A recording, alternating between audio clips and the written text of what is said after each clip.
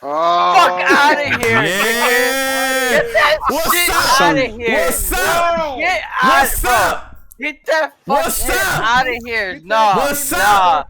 nah, What's nah. up? I'm They with all did the Joe way shit. too dirty. They did I'm Joe with the way shit. too dirty. I'm They with did the Joe shit. way too fucking I'm dirty. with the Fuck that shit. bitch Abby and her fucking friend. I'm with the Fuck shit. that shit. Nah, fuck that game, I'm with dog. all the shits, Fuck that baby. game, dog. Afro, introduce yourself. We in the loop. Yo, what's going on? I'm Afro Gundam. I play games on Twitch. I'm also a game developer. What's going on, yo? Talk that shit. We did here. Appa, introduce yourself, my guy. What's good, y'all? I'm Appa. I'm an upcoming comedian. I'm from Harlem. I also play video games too. Hey. I just started rapping too, so Hey. yeah, Talking I'm shit. about to drop an EP and all that. Bars off the dome right now. Nah, I ain't put a nigga on the spot like that. Two, Huh? On the- 3 into the 4. Hey. I'm about to fuck your bitch in the back door. Hey. We lit it. Let's go. All right, DoughBoy, let's get it. Yo, it's your fucking boy DoughBoy. I'm out here on Twitch. You already know the fucking Bobs.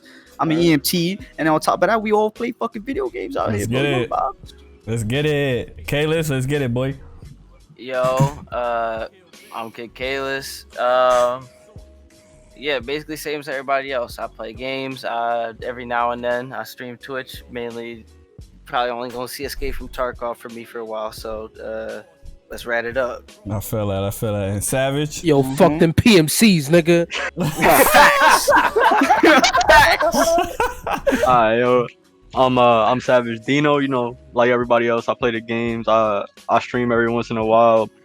Probably not gonna be streaming too much because I'm about to start applying for grad school and shit. I feel it, man. Real life shit, man. Real life shit, man. Congrats, bro. Congrats, man. Congratulations, man. We here. Appreciate y'all. For those who don't know, this is Debo Dioso. Again, I did play games. I make music. I do. I'm a new dad. All that good shit.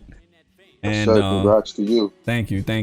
Word. And let's get to the shits, man. This is, I guess you could say this is the first Planet X Gaming little podcast joint we got going. This shit, niggas is going through the top 10 games of this generation from each person, right? So, Savage said he was going first. I don't know who wants to go second.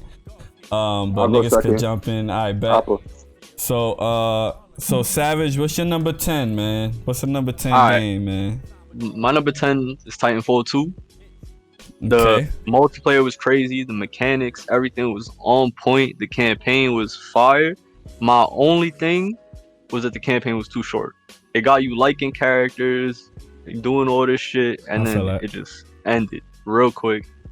It was a decent ending, but it was just too fast. There needed to be some little in between, or maybe a little something after, but it just stopped too quick for me. But in terms of like gameplay, the mechanics were crazy. The movement was crazy. Like the stuff you could do in the multiplayer was wild. Some of the achievements were mad hard to get, but I didn't feel that. overall, it was a good game. That's one of those games that I didn't play like that. That's why it's not on my list. But I definitely always heard good things about it, type shit. Like, It's one of the best single player campaigns for a first person shooter. Top feel it. 100, like number 1 out of everything. Best single player campaign. damn. Yeah, I agree. Damn. All right, we here.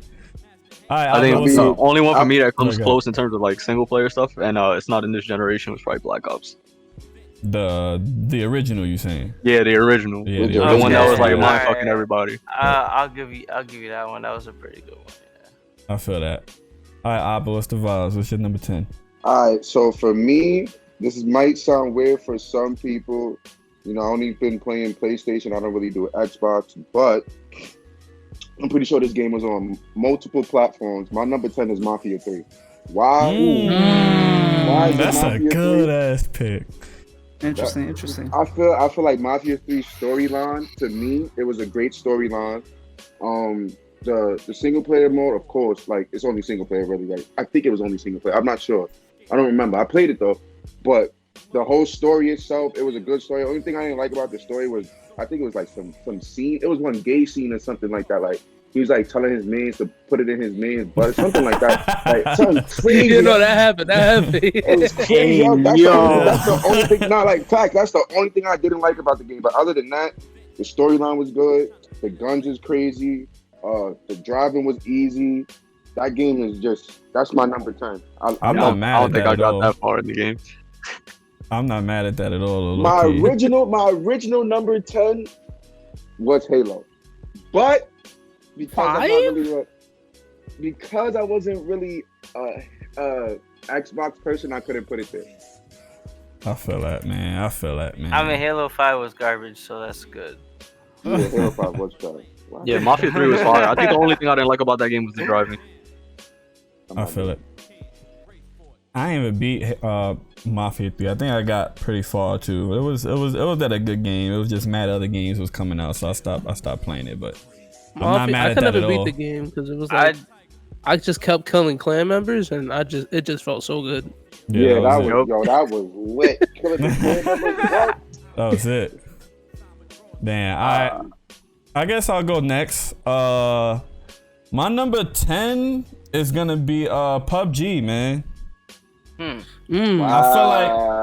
feel like that game when it came out, just like I was saying earlier, like that shit felt like a horror game. Like it was no fucking indicators, there was no ping system, it was just raw fucking running around. Yep. And the shit was scary, and the second you fucking won a game or you got a chicken dinner, that shit felt like you overcame the craziest shit on earth. And when that shit came out, bro, I was on that shit heavy. Like when that shit came out, bro, I was on that shit. And that game is so crazy that before I even touched that game, I knew I was gonna like it, just based off like what I was seeing niggas was like playing on the PC. But when that shit came out for the Xbox was when I first started playing it, and then I started, playing on the PC and all that shit. Just an all around great game. I think that shit changed a lot in the gaming fucking community and all that shit. So that's my number 10 for the generation. All right, let me go next. I got a good one. So let me see here. Let me see the name again. Oh, Battlefield 4. Y'all know the vibes. Yeah. Battlefield 4. That was a good one. Okay. Yeah, I got the list right here of all PS4 games. This shit came out dumb early. That shit was crazy to me. 2013, that shit bro. Did come out early. Yeah, you're right. That was like a PS4 launch title. That's right. Crazy. Yeah. So I'm not fucking. I ain't really bangs with the campaign because I like it's mostly a multiplayer game to me. So I ain't really play the campaign that much. I feel that. The multiplayer was fucking lit. I'm talking about Conquest. You got 6 different points on the map. You got vehicles. You got airplanes. You got on foot soldiers. All the fucking guns. All the grenades. My favorite thing was busting through a wall with a C4 and just fucking clearing everybody out in the room. I feel that. That shit was the environments were fire. I was a Rush kid when I played that game. I love playing Rush, just moving clearing. Rush was lit too. It's like you're playing what's it called? Demolition from like MW2. Like you're just going like place to place, get like holding down the spot. All right, if you were on defense, once you knew you were overwhelmed, all right, let's back up, let reset, hold the position for when the next area opens up, and then hold them off as long as we can. Or if you're on attack, it's like, all right, cut them off over here so they have no way of getting over to the bomb. Or all right, we're about to get the bomb. Somebody's got to run up and like cut them off and make sure they can't set up to fuck us up. You gotta. It was so much to it. I love that game. That and the sniping. Battlefield 4 also had one of the craziest Easter eggs of all time. That was the most realistic sniping I've ever seen in the game. Mm-hmm. Like, don't get me wrong, sniping that shit all day. Sniping was cool, but when you got to Battlefield, like, you really had to have precision and aim, because the drop on that shot. Yeah, you had to know how to lead. You had to know where the drop was gonna go. It was crazy. And zeroing. And Battlefield 4 had one of the craziest Easter eggs of all time, bro. You started it in the campaign, and then it had you going back and forth doing stuff in multiplayer in the campaign, and it was just to get a skin that you couldn't get unless you were on the dev team or did that. So that was insane, and I'm pretty sure it took years to find that to begin with. So you got to give it to them for putting something that intricate in the game just for a skin. It's crazy. That's lit. I'm That'd not be mad the at that first at time all. I can honestly say I was very proud with a war game. Yeah. Like I That's can crazy. honestly say that was the first game. Like Battlefield 4 was the first game I really sat back and was like, this is really interesting. Like this really made me feel like I'm really in war. Like, Nah, that's fire. Heard. I'm not mad at that at all. All right, so who next? Alright, I guess I'll go. So I have replaced the original number 10 that we originally talked about, but I'm gonna say my number 10 has to be Dragon Ball Fighters. I was gonna put that on my list. Ooh, That's I so forgot about that crazy one. I ain't 'cause gonna it's dead front. on my list, my nigga. But we here. Go ahead. So for me, Fighters, like I love fighting games. Like one of the first games like I ever played was Mortal Kombat with my brother. Like he we shared a room. He was like, yeah, yo, you want to play video games? And he was trying to scare me with like all the death and blood and shit. I ended up just beating his ass relentlessly. Nigga ended up liking that shit. Bro, I picked up a controller and it looked. I was like kind of on and off with fighting games for years, and especially with Dragon Ball games because like they kind of like felt the same. Shit was getting trash. Shit was trash. It was getting dry. It was getting mad dry. Yeah, but like when Fighters came out, I'm like, oh shit. So wait, this is like an actual like fighter. Okay, so like I remember I was watching the what's it called, the gameplay for it, like the demos and shit. Yeah. And I was like, all right, no, I have to get this. And as soon as it came out, the first thing I did, I bought the what's it called, the $80 version, so I can get like. Oh, you got the deluxe. Yeah, with the season I got pass. that joint, so I get the pass, so I get all the characters, I get all the characters, all that I did shit, the same bro. shit. Listen, I was on that game so heavy. Nah, that game different, man. That shit is different. It's The super only fucking reason- fluid. That shit too. It's So the only- super fluid. It's just it just feels right. It's characters that we all love, and it feels like a completely new game. I mean, like the combat system isn't that different than other games that we might have played and shit like that. Right. That's why I liked it though. It was simple. just off of the fact, because I think a huge turn off for people that for people that don't know about games like Guilty Gear and shit like that, is like people is just not that. Some people is just not that invested in those characters, and I think that's where Dragon Ball Z closes that gap between that similar gameplay but characters that we all know and love. And I think that's why this game is so fucking fire, because Guilty Gear is super fire, but it's a very niche game. It's a very niche game that not everybody is gonna hop on. But a game like Fighters, bro, they body that shit. And they body Marvel's Capcom, and that bum shit came out. The fucking Infinite came out, and nobody gave a fuck about Infinite because Fighters bodied that shit, bro. That shit was by a mile, dude. It was like no contest. Yeah, another thing about Fighters is I feel like it catered to like different audiences too. Like you could play it casually, and then there's also people who are like learning how to dash, cancel, fucking do all these one-touch combos. And it was just like you really had to know your shit if you were playing somebody like that, but you could also like play with your cousin and just chill and have fun, you know what I mean? Especially the fact that you could like pick this, like with each character they had their own kind of fighting style. So certain fighters were like close up, other fighters were just like mid range, and you had long range, and then you had like my favorite character, he's always in my roster, is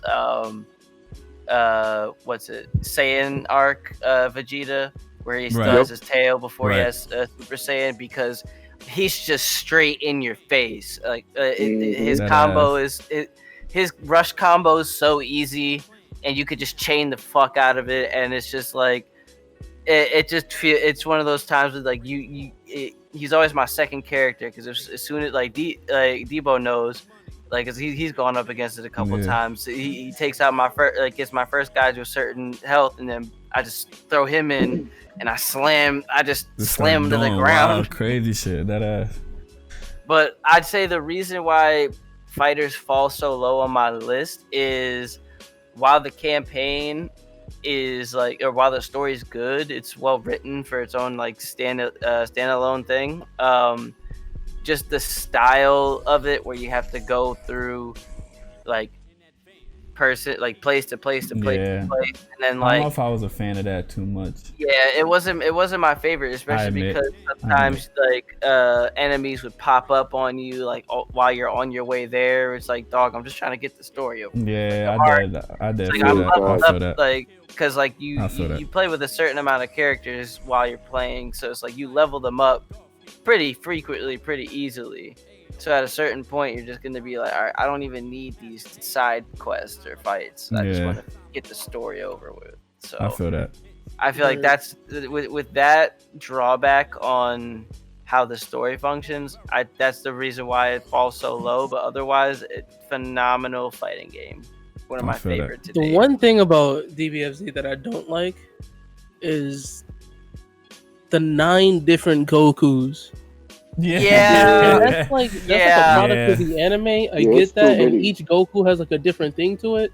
But at the same time, it's like they're all the same fucking person, dude. Like, I feel that.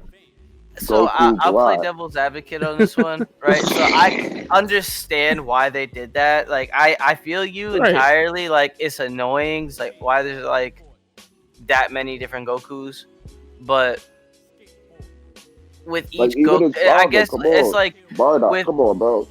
No, but like check it. So in the previous games, right, when you would just transform to the different forms of Goku or whatever, it's basically the same moves. It's just you look different. And you get a power buff or whatever. In this one, they actually have their own specific move sets. Yeah. So like, I get that. You won't see the same moves with Saiyan Art Goku as you will with like Super Saiyan Goku or GT Goku or Kid Goku or whatever the fuck. It really, like, all the different ones, like, they have different move sets. That's why I like using specifically Saiyan Arc Vegeta over like Super Vegeta or Super because of the movesets that he got. Exactly. I mean, but like I guess I understand why they did it, but the only problem that I got with it is like I feel like you could have released like other characters first, I guess, before you drop in Goku back to back to back to back.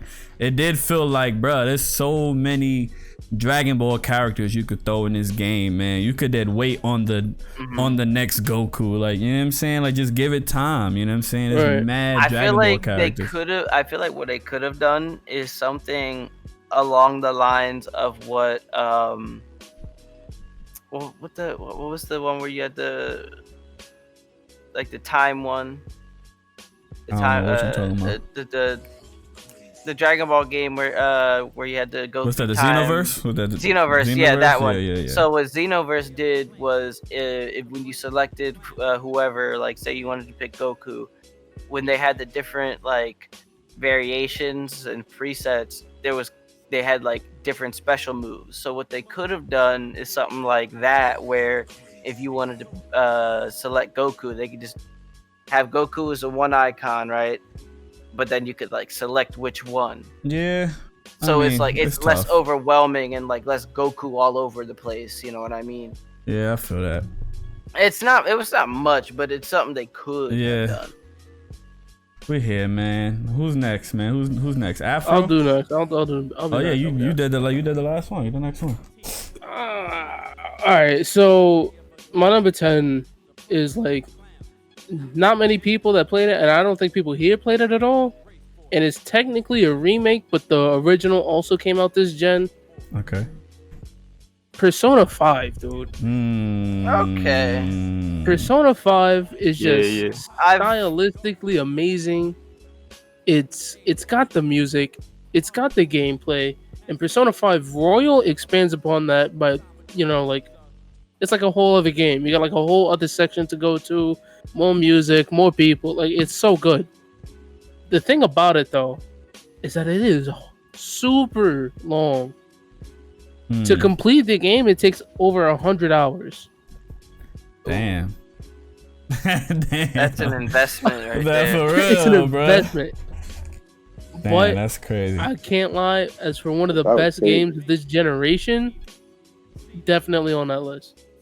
I feel that. Again, that's a game that I didn't really dig into that much, but I always hear about it, and I see a lot of people giving it praise. So I'm not mad at that at all. Definitely not mad at that at all. Say this about Persona. Honestly, the music in that game is fire. I've seen a lot of people play Persona 5, but I've never played it. But I've always wanted to.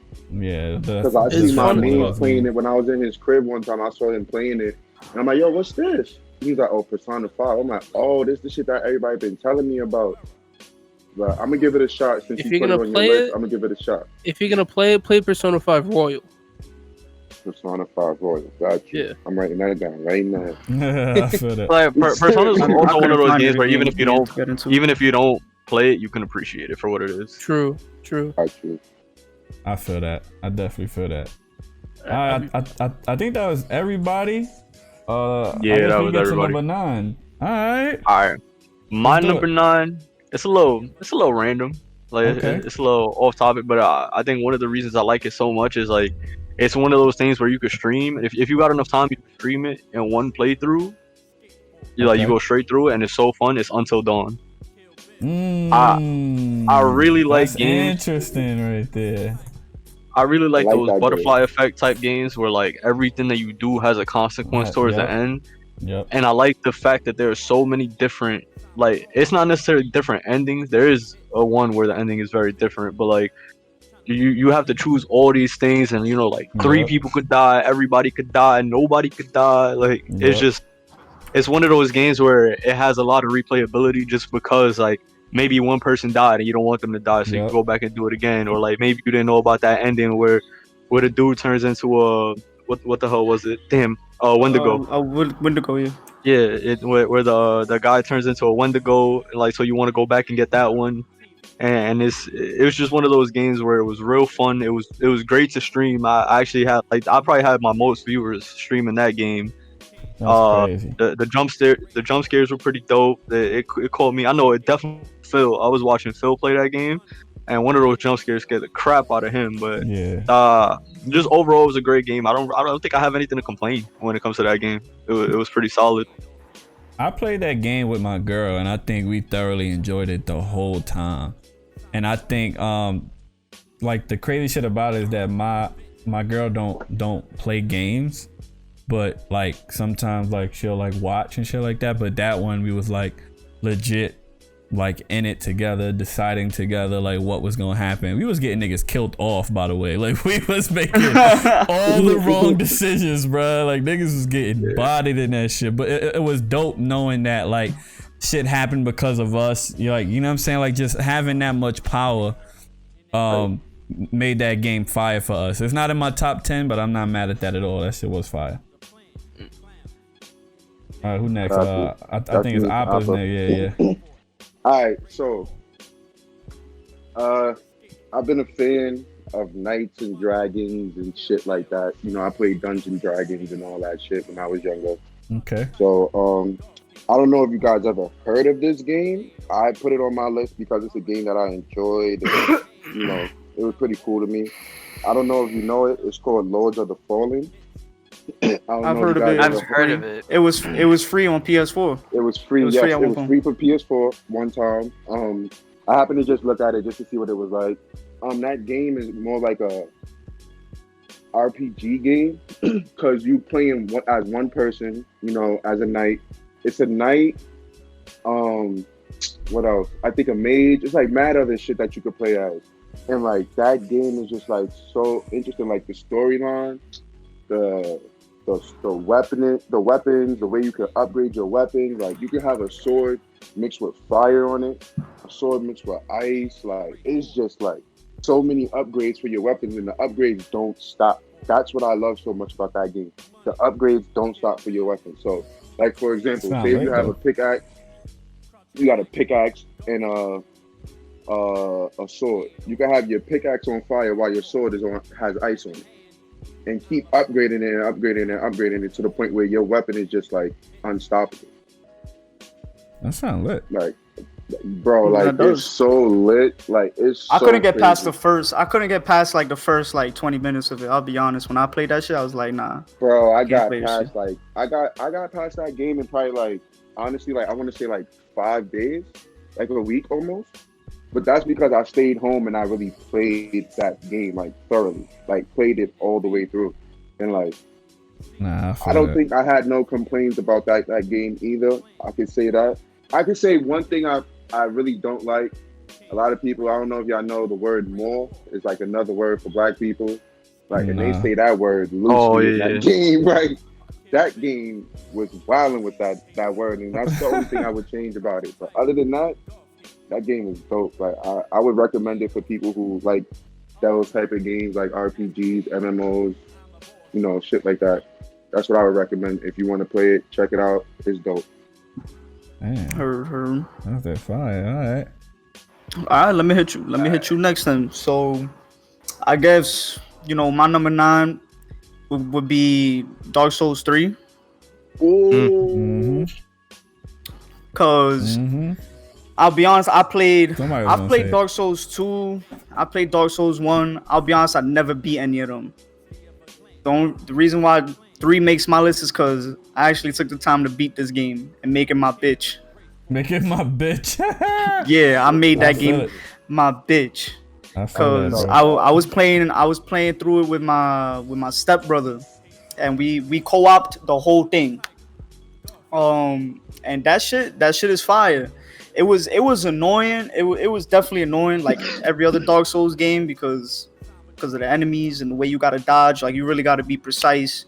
You gotta make sure like all your weight is good, because if you're too heavy, you do a fat roll and your life is done. And you gotta start the whole fucking area all over again from the last bonfire.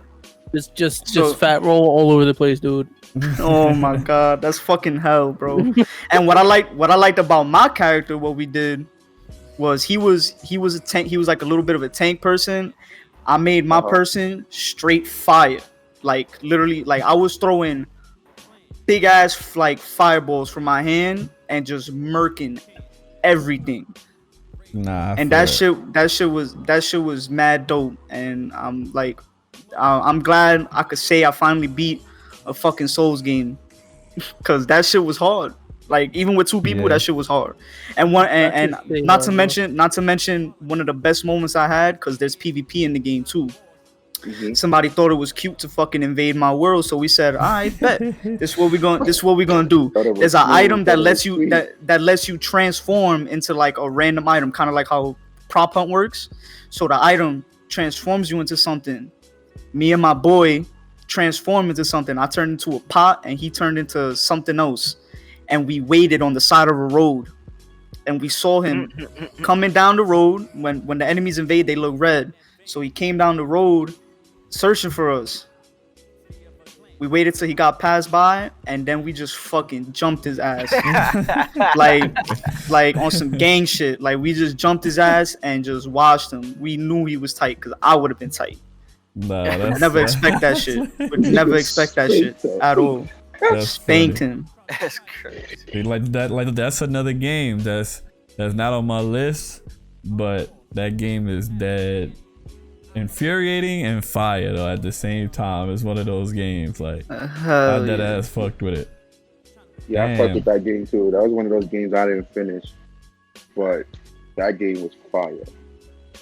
I guess I'm next. I mean, this one's gonna be quick because we already spoke about it, but 9 for me was Fighters. Again, it's just like I still play that shit to this day. And for me too, like I didn't watch the anime like for mad long, and I'm talking about Super. I saw the original, of course, but Super I didn't watch Super for mad long until recently, and that made me appreciate the characters more in the game. So that shit got me back into it, and I'm playing that shit even more now. Like, it's just overall great fucking fighting game. But go ahead, bro. Yeah, I was just gonna say I'm about to get on your ass if you ain't watched the original Dragon Ball. Boy. Nah, come on. I don't even like Dragon. I don't even like Dragon Ball Z. I'm not even gonna hold you. Yo, don't get this kid started on Dragon Ball. Oh boy. Don't get him started. I'm gonna leave it on that. This all we gonna say. This all we gonna say. Another the time. original Dragon Ball. Not talking about Z. I'm talking about when Goku was a kid. Was the best of all of them. I don't care what anyone says. That's all we're gonna say. So you go leave it at that. Oh boy. I don't know about that one. Nah, because look, it was straight kung fu. It was straight kung fu. It wasn't straight kung fu. What are you talking about? It was straight fighting. What are you talking about? No, it was not, bro. Why is Master Roshi doing a Kamehameha if it's straight kung fu? What are you talking about, bro? All right, well, Evil containment wave and all that shit, bruh. Look. That's a fact. Look. Master Roshi. All right. You got me on that. That's funny. But look. Nah. It was less screaming, less energy waves, more action. All right. We're here, I don't know man. about more We're action, here. but you're definitely right from the first two. All right. Either way.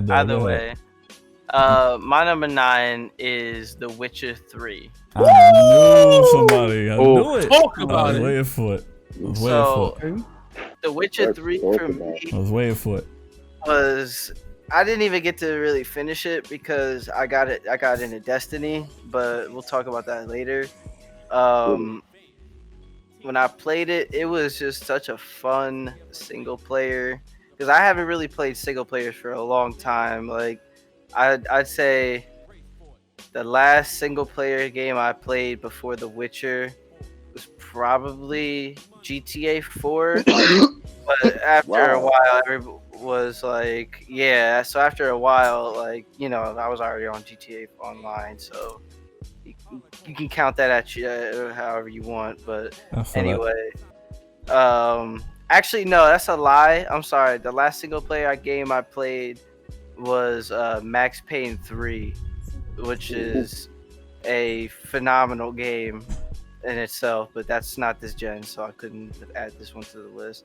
Anyway, The Witcher 3, it was just the story. It was so expansive. All the stuff you could do, all the everything mattered.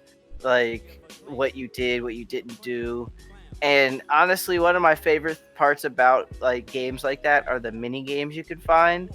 And Gwent is such a fun game.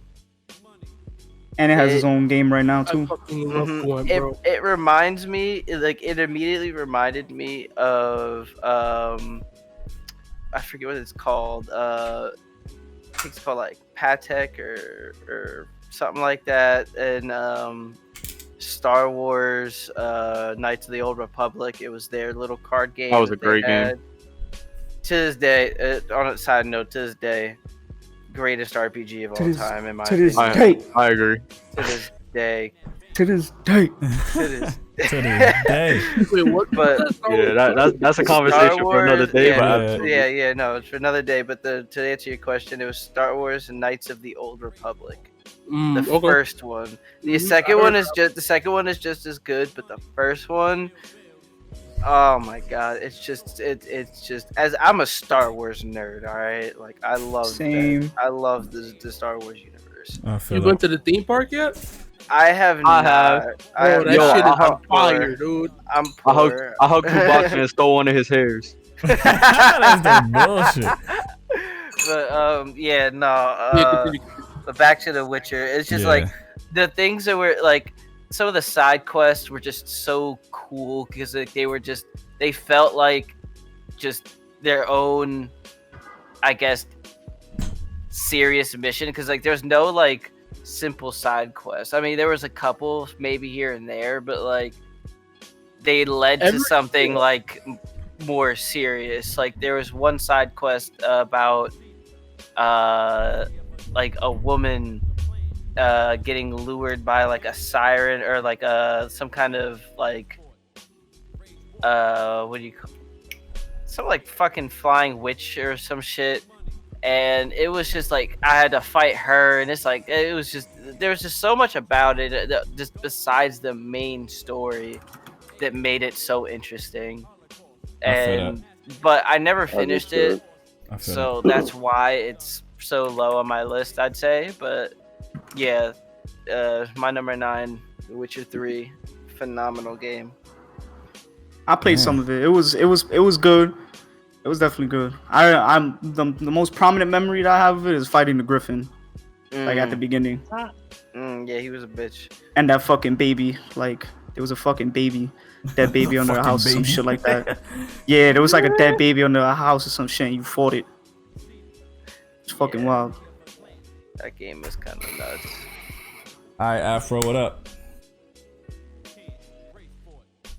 Oh, he got his shit muted. You. My fault. Is it my turn? Yes, sir. All right. My number 9 is going to be Devil May Cry 5. Wow. Okay. Game is fire. I was not expecting that, bro. That's funny. Fire, bro. All it is just beating the shit out of demons. Bro, shit out of demons. Nah, I feel it, man. I feel it. It is absolute fire. The reason it's so low on my list, I just couldn't finish it. I don't know why. But like all the stuff to it is like, there's so much, dude. Because you got 3 different characters. On PC, you got mods for player versus player, so it acts like kind of like a Naruto Ninja Storm kinds of way. Mm-hmm. But then like Nero got like all these different arms that do all these different shit, and all the combos that you can do are just fucking crazy, dude. Yeah, the combos in that shit is fucking incredible. I'm not gonna fire. I'm not gonna but yeah, the combos was crazy and not. See, like crazy shit is I didn't really like play like any of the Devil May Cries like that. I played a little bit of 3 because it was a classic at the time. Right, same. I played 3 just I never really like dug into the whole series, to be honest. But 5, I definitely played 5, and 5 is definitely fire. I fucks with that. I definitely played 2 heavy. 2? Like on PS2, yeah. Oh, okay, when it was like PS2 shit, I played that one heavy. The other ones I didn't really play that much. That one was the darkest of them all. What? Yeah, 2? it was. Yeah, 2. That was the darkest. Yeah, the whole story is skewed. So it's like DMC 3 is like the first one, so it's like a prequel. DMC 2 is the last one, so it's the So it's I guess the sequel to the first one, and then the first one's like in the middle. It's weird. Man, it's like one of those shits. All over the place, right? Yeah. Because you fight Virgil. Like at the end of 2, you're going to kill. Like you're going into hell to go after Virgil, and that's where that whole thing comes into play. That's why in 4, what's his name? Nero somehow ends up with the Yamato. Yes. That's a lot. It's definitely a lot. All right. I guess we finna go to 8 now. We finna go to 8. Go ahead, Savage. That's a vibe. So my number 8 is Batman Arkham Knight. Ooh, that's a great one. I love that whole series. That was I love the whole series. Right now, I'm the biggest Batman fan in the world. Let's go. I have a Batman tattoo. Let's go. Talk your shit. All right, wait. Question for you as a fellow Batman fan. All right, as a fellow Batman fan, I got a question for you. We're excluding Dick Grayson because he is definitively the best Robin. All right, so we're gonna exclude him we're excluding him from the question because obviously he's the best. But who's the best Robin? There's only one answer. There's only one answer. There's only one answer. What answer is that bullshit? You said who? Jason Darren Blake. You said who? His son. Damien. He's saying Damian Wayne. Damian Wayne. Get the fuck out. No, Jason Todd. Yeah, it's Jason Todd. It's Jason Todd. Jason Todd, the Red Hood. Red Hood, nigga. Red Hood, nigga. Red Hood, nigga. Red Hood, nigga. Red Hood is gangster, but... Nah. Don't give me that shit. Don't give me that shit. Damian Wade, no, he's a test tube baby. Get that shit out of here. No, get that shit out of here. Get that shit out of here. Get that shit out of here. He's a test tube baby with a fucking attitude. Get that shit out of here. Nah, that's Jason Todd. I think his attitude is what killed it for me. I'm not gonna lie. Exactly, yo, bro. Don't disrespect my son like that. All right. Don't disrespect my son like that. I feel you. But Okay. With the game, I think the combat was on point. The stealth parts were fire. All of the DLC was fire. I 100%ed that game, so I did all the Riddler stuff. All the Riddler stuff was also fire. I don't like the whole Batmobile shit. That was a little too much for me, but I'll take it. That's probably why it's lower on my list. But that ending that you get for beating that game on 100% with the Nightfall Protocol or whatever it was, that shit was heat. Damn, son. I just overall like it has to do with the mechanics of the game too. Like there wasn't too many bugs that I ran into. It was just clean. The story was fire, and the Red Hood DLC was crazy. I'm not mad at all. Shooting everybody up in that Red Hood DLC. Bro. I'm not mad at all. Jason Todd was that nigga. I'm sorry. Alright, Appa, what's up? After he died. Alright. We can stop violating my son.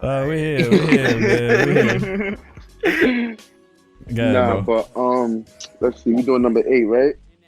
Yes, sir. All right. So my number 8 for this generation might surprise y'all. It's low, but it was a good game. Tekken 7. Tekken 7? I'm dead. Yeah. I'm dead here for it, baby. Yo, I'm dead here for it. That's my shit. Little side note for Tekken 7, I know somebody that will watch anybody I know. I'm just saying. I did feel it. The only reason why I'm not gonna combat you on that is because I stopped playing it. You gonna throw that out there, like you got somebody from niggas, but I'm just saying I got somebody too. I bet. Oh well, we can do that. Listen. The only reason why I'm not combating that is because I stopped playing. But when I was in my bag, I promise you, I'm dead here, bro. But we here. Let's do it though. Continue. Tekken. I started Tekken on PlayStation, the original PlayStation, when it was the box head. Come on now. Now. That's when everybody started. My favorite character has always been Eddie. I know. Eddie, all right, that's valid. That's valid. He's a. Some people think. Listen, he gets a lot of shit. Nah, Eddie gets a lot of shit, but if you know how to use him and you know how to use him well, it's fine. He'll fuck your shit up, bro. If you just X circle, nah. Then that's but if you really know how to flow with the combos, Eddie's probably one of my favorite characters. He's the most combo reliant out of all of them because of his capoeira style. But like he's got the highest potential for chains out of everyone because of how low key. I was nasty with Paul. He also has a lot of moves that pop people up in the air, so you can jump. Yep. Yeah. Mad launch moves. Tekken for me was just always a good game. I remember when I was probably, I want to say, I'm 27, so I want to say probably like when I was 11 or 12. That's when the first time I put the controller in my hand with the PlayStation, and I was playing against my stepfather in Tekken, and I beat him with Eddie. And ever since then, that was it. Like that's what I'm using from now on. So like I've always loved Tekken. I can't wait to see if they're gonna do something special for PS5 with Tekken. I always get the DLC. You know, Tekken is just the number one fighting game for me right now. But it's low because I feel like it's the same shit kind of. Like, you give us new characters, but it's like I also feel like fighting games are one of those things where like it could be in your top 10, but it's not gonna be number 1. Right. Yeah. I did agree. It lacks immersion. Yep. Like you need like to be in like even that top 3. It either has to be like crazy good multiplayer or like the immersion. Like you want to feel like you in the game. Like when I'm playing, for those hours that I'm playing that game, I'm in there. I don't want to like pay attention to the outside world, and fighting games can give that to you. Honestly, I'd say that would be my number 5, but we'll get to that one. Nah, we here. Honestly, my number 4. Hold on. We not even gonna do that. Hold on, man. Man, we only on 8, Poppy. We only on 8. We're on 8. Skip, baby. Yeah, that was my number 8, Tekken 7. I'm not mad at it. Tekken's valid. I'm not mad at all. I think it's DoughBoy. Go ahead, DoughBoy. I had this queued up. Let me see. So I think it's like a tough choice for me. Let me see. So right now, my number 8, it was between Dead Rising 2 and Assassin's Creed Syndicate. So I'm gonna go with Syndicate. Okay. Even though Dead Rising 2 was pretty fun for me, but I'm gonna say Syndicate because I'm a big fan of the Assassin's Creed series. Except for Unity. Unity was shit. Except for Black Flag. I hated Black Flag. Like, I hated Black Flag. I hated the whole bro, shit. Black Flag Still was so tight, bro. Yeah, that shit could blow mine. But fucking Syndicate was lit because you had the male and the female. The female was my favorite because she was more about stealth. Okay. And it's just like your generic fucking Assassin's Creed game. You know, you got your stealth, but you could go in there balls deep and fucking just fuck everybody up if you really wanted to. Nah, I feel it. The story was okay. You know, I still fuck with the other Assassin's Creed games more than Syndicate, but Syndicate's in this generation. So, all right, hold on. Now we're talking about Assassin's Creed, though. Like, a little side note, what was the best Assassin's Creed for you? For me, honestly, a lot of people say Brotherhood was their favorite, and it's the second one for me. But my first one is fucking Revelations because of the hook blade. The hook blade has literally changed my whole perspective on everything. Brotherhood is everything. Brotherhood is a solid second for me, but I think 2 is the best. When you did the little side shits with the puzzles and that fucking cutscene with Adam and Eve running through that like futuristic thing, yo, that shit was just game changer for me. Like for that generation, that shit looked different. It was crazy. I gotta go with Revelations because that end cutscene where you end up stabbing the bitch. Yeah, that was like, bro, that fucked me up. I'm like, yo, wait, what the fuck just happened? What? Fucking wild, bro. Nah, but yeah, but Syndicate was dead that shit, and on top of that, I think it was at the age where, like, you know, there was factories and shit not coming up, you know, like horse-drawn carriages and shit. I forgot what age it was in, but the age that it was in was definitely one of the better ones. Yeah, I feel that. I definitely feel that. That's one of those series, like, to be honest, I never got into Assassin's Creed. I don't know why. I did probably play the first 2, and I enjoyed it. I just didn't enjoy it enough for me to jump into the other ones. I don't know if there's one that you guys would recommend that I could like jump in that'll make me a fan, but I definitely appreciate it for what it is. Yeah, Brotherhood because it has everything and because it's like old. Okay. Whichever one has Ezio in it, you'll fucking love. That's it. Ezio Auditore, my fucking guy, bro. Like, it's Ezio Auditore de Firenze. Get it right. Yes. I feel that. You gotta say this, man. Like, he's such a OG and such a fucking gangster. You gotta say his whole name. You don't say his whole name, he will find his way through the video game and slap the shit out you. Nah.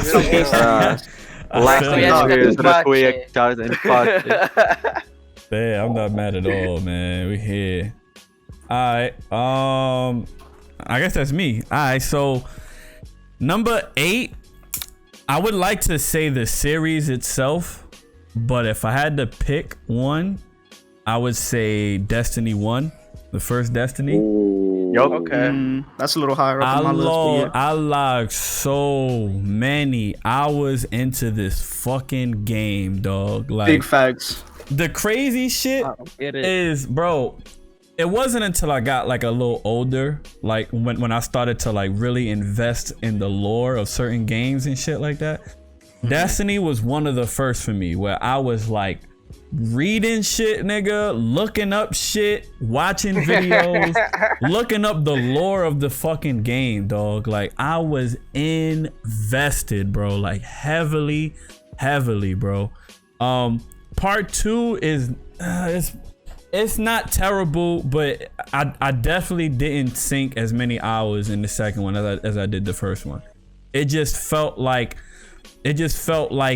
the perfect combination of like, you know, just like space and aliens and shit, but like good ass gameplay. Like it did felt good. It just felt right. You know what I'm saying? So I got that as my number 8, man. That's my shit. Yeah, that's on my list too, man. Same.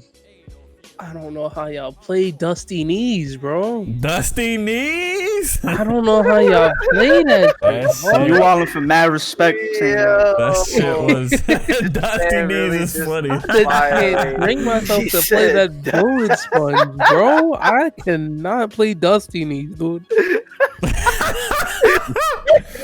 Yo, chill, bro. Nah, that shit lit, man. That shit one of my honorables. I'm not gonna lie.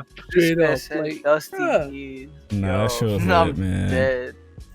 I think it's you, Kalis. Go ahead, Kalis. All right. 8, so for me, my number 8. So I'm a shooter player at heart. That's just like that's my thing. I love shooters, and this is just prior, I would say, to my switch to PC. I was really starting to get it. I was getting bored of everything. I was bored of Fortnite, bored of the new Call of Duty didn't come out yet. I was getting bored of Overwatch. There was not much to play, and then I remember like one day, my boy had told me in a party chat one day, he's like, "Yo, you might like Rainbow Six Siege." This was like a couple of years ago, right? So I'm like, all right, let me check this out. So I download it, and I fucking fall in love. Rainbow Six Siege is such a headache, but racist community. Yeah, they're kind of trash. Yeah, they're kind of. I'm not. But the community. All right, look. You could find some gems in Siege sometimes, right? But aside from like the trash people that you'll come across, because there's another game on my list where you literally come across people with fucking swastikas as their emblem, and like they were that fucking lame, right? That it was hilarious. But into that later. But with Siege, aside from the trash community, the gameplay, so much fun. Like being able to shoot through walls. It reminded me of Battlefield 3 a little bit, because that was my shit. Like I love Battlefield 3. Battlefield 4 was great, but same. It did nothing. I'm sorry. Like their remake of Metro just it didn't work. It didn't do it. Like because the original Operation Metro, Battlefield 3, best shooter map of all time.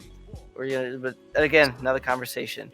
Side note, if you look at my stream right now, that whole layout that I have right now, I won for Rainbow Six. Yeah. I was at his crib. Yeah, I was at his crib. Yo, it was like fucking 8 hours, bro. Bro, he was DMing for Dungeons and Dragons and playing in the tournament at the same time, and they won. That's funny as hell, bro. Yo, no, yeah, like, bro. He had like 6 people at his crib. He was DMing for Dungeons and Dragons and playing in the tournament, and they fucking killed it. I'm not gonna lie. That's crazy. That's funny, bro. So you know, like and my G Fuel code and G Fuel powder. I'm not gonna lie though, that new game do process is looking kind of fire. That shit is fire, bro. Yeah, we smoke. Me and the boys smoke Afro's team. Yeah, that was like one time, bro. Yo, bro, continue. The league team. That shit's crazy. Yo, one of the funniest moments I ever had in just like in a shooter. I was playing Siege, and I was in unranked, and I noticed after the first round that 2 guys on the other team ran up. Like it was their I think it wasn't the Doc. It was their Montang. Or not whoever the fuck, or Rook, the dude with the fucking armor plates, right? Armor, yeah. It was the Rook and somebody else. I forget whichever one. I recorded it, so I can look at it later. But they came up again the second round, and they broke the door so that like we could see them. He put the armor down. They started teabagging, and then everybody on my team just started teabagging in a train. And we all just did like a teabag train, including them, all the way up to all the way upstairs to where his teammates were, or their teammates were. They did the job for us. They killed their teammates, and then we killed the last one, and then we were just chilling with them until like the last. And we basically just let them win the round because we were on attack. We were just all just chilling, just teabagging in the fucking room for the fucking, I don't know, what was that, like 12 minutes? Damn, y'all was going in. It was hilarious because like no one, we were looking at each other, aiming at each other, like, are you gonna shoot? Nope. All right, cool.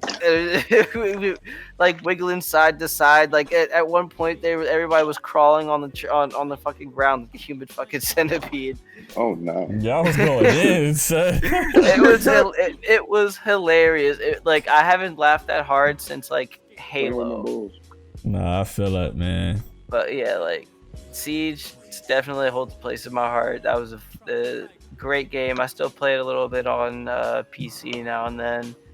But yeah, Siege is my number 8. It's a good number 8. Good number 8. Very good number 8. Not mad at all. All right, Afro. All right, it out, number man. 8. It technically isn't this generation, but also it most certainly is this generation. Don't do You're that. telling me Mario Kart 8.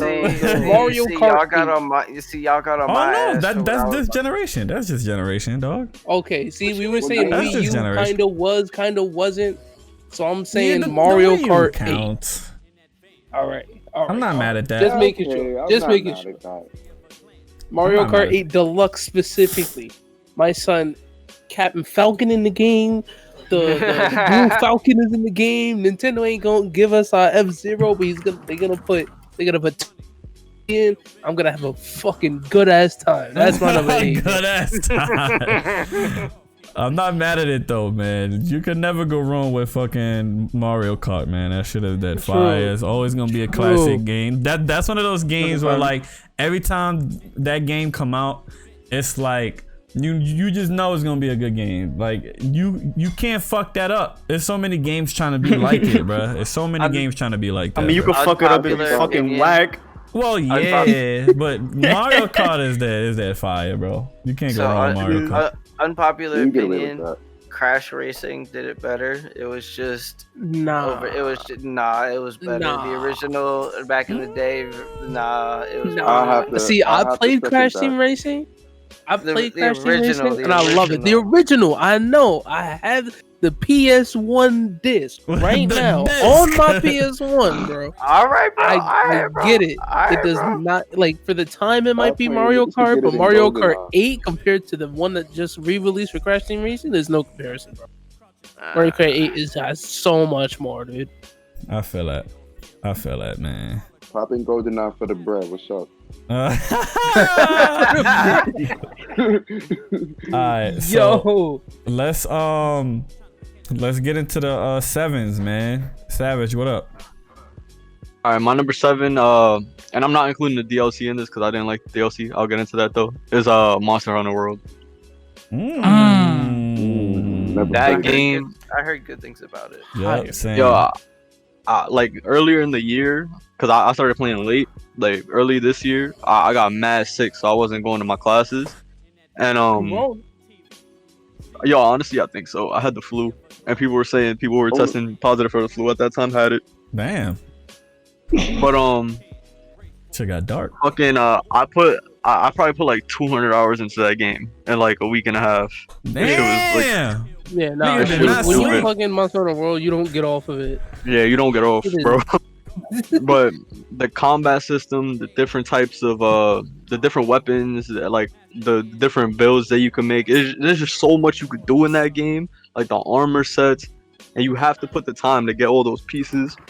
You have to know how to get the pieces.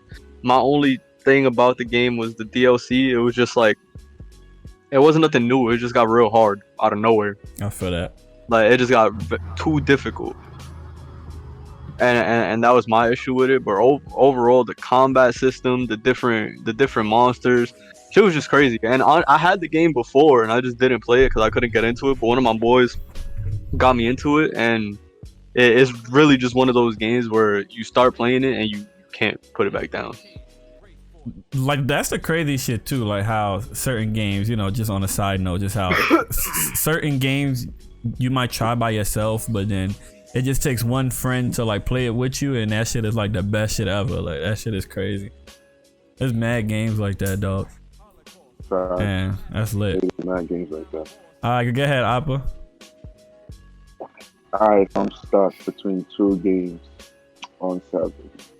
One game, the reason why I'm stuck on it is because, nigga, you came out mad long ago. You should still not cost $60.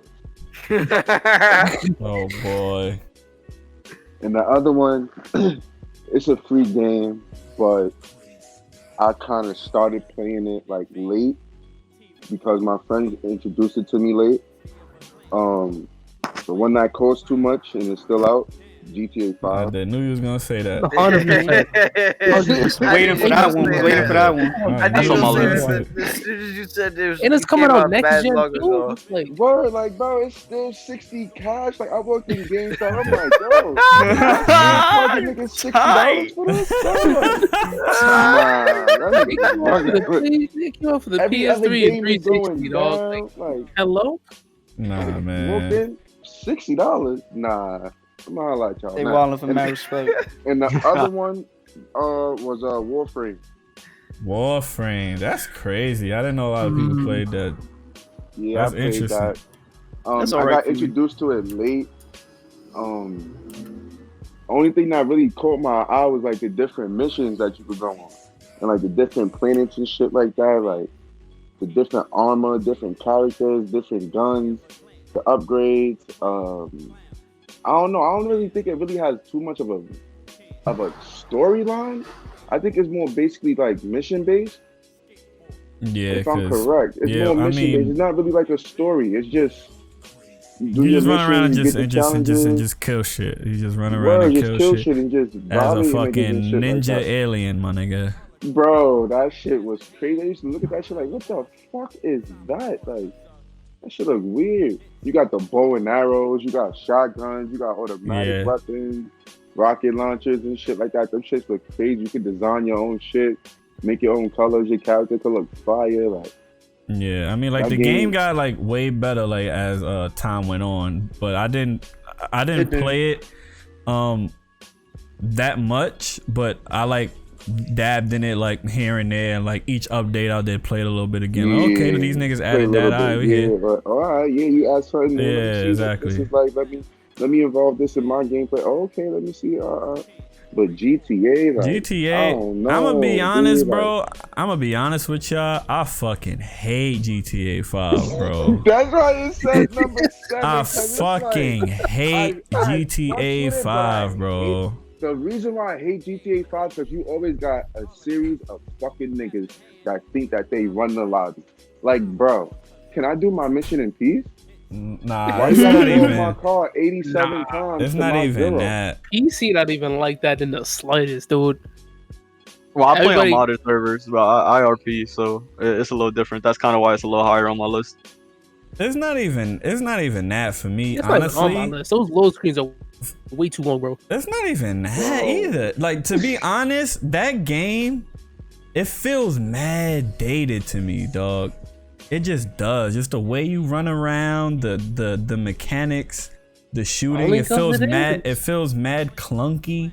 It just, like when it first came out, and I'm talking about like for the 360. 360, yo. I played that shit on the 360, and if I pop that shit in right now, they added more content, but it feels like the exact same game, dog, that I already spent mad hours on, bro. Yep. It's like that's one of those games where if I'm not online with 5 niggas, I'm dead not playing that shit, bro. I have no reason to play that shit. It's no reason for me to be on GTA by myself. It's over.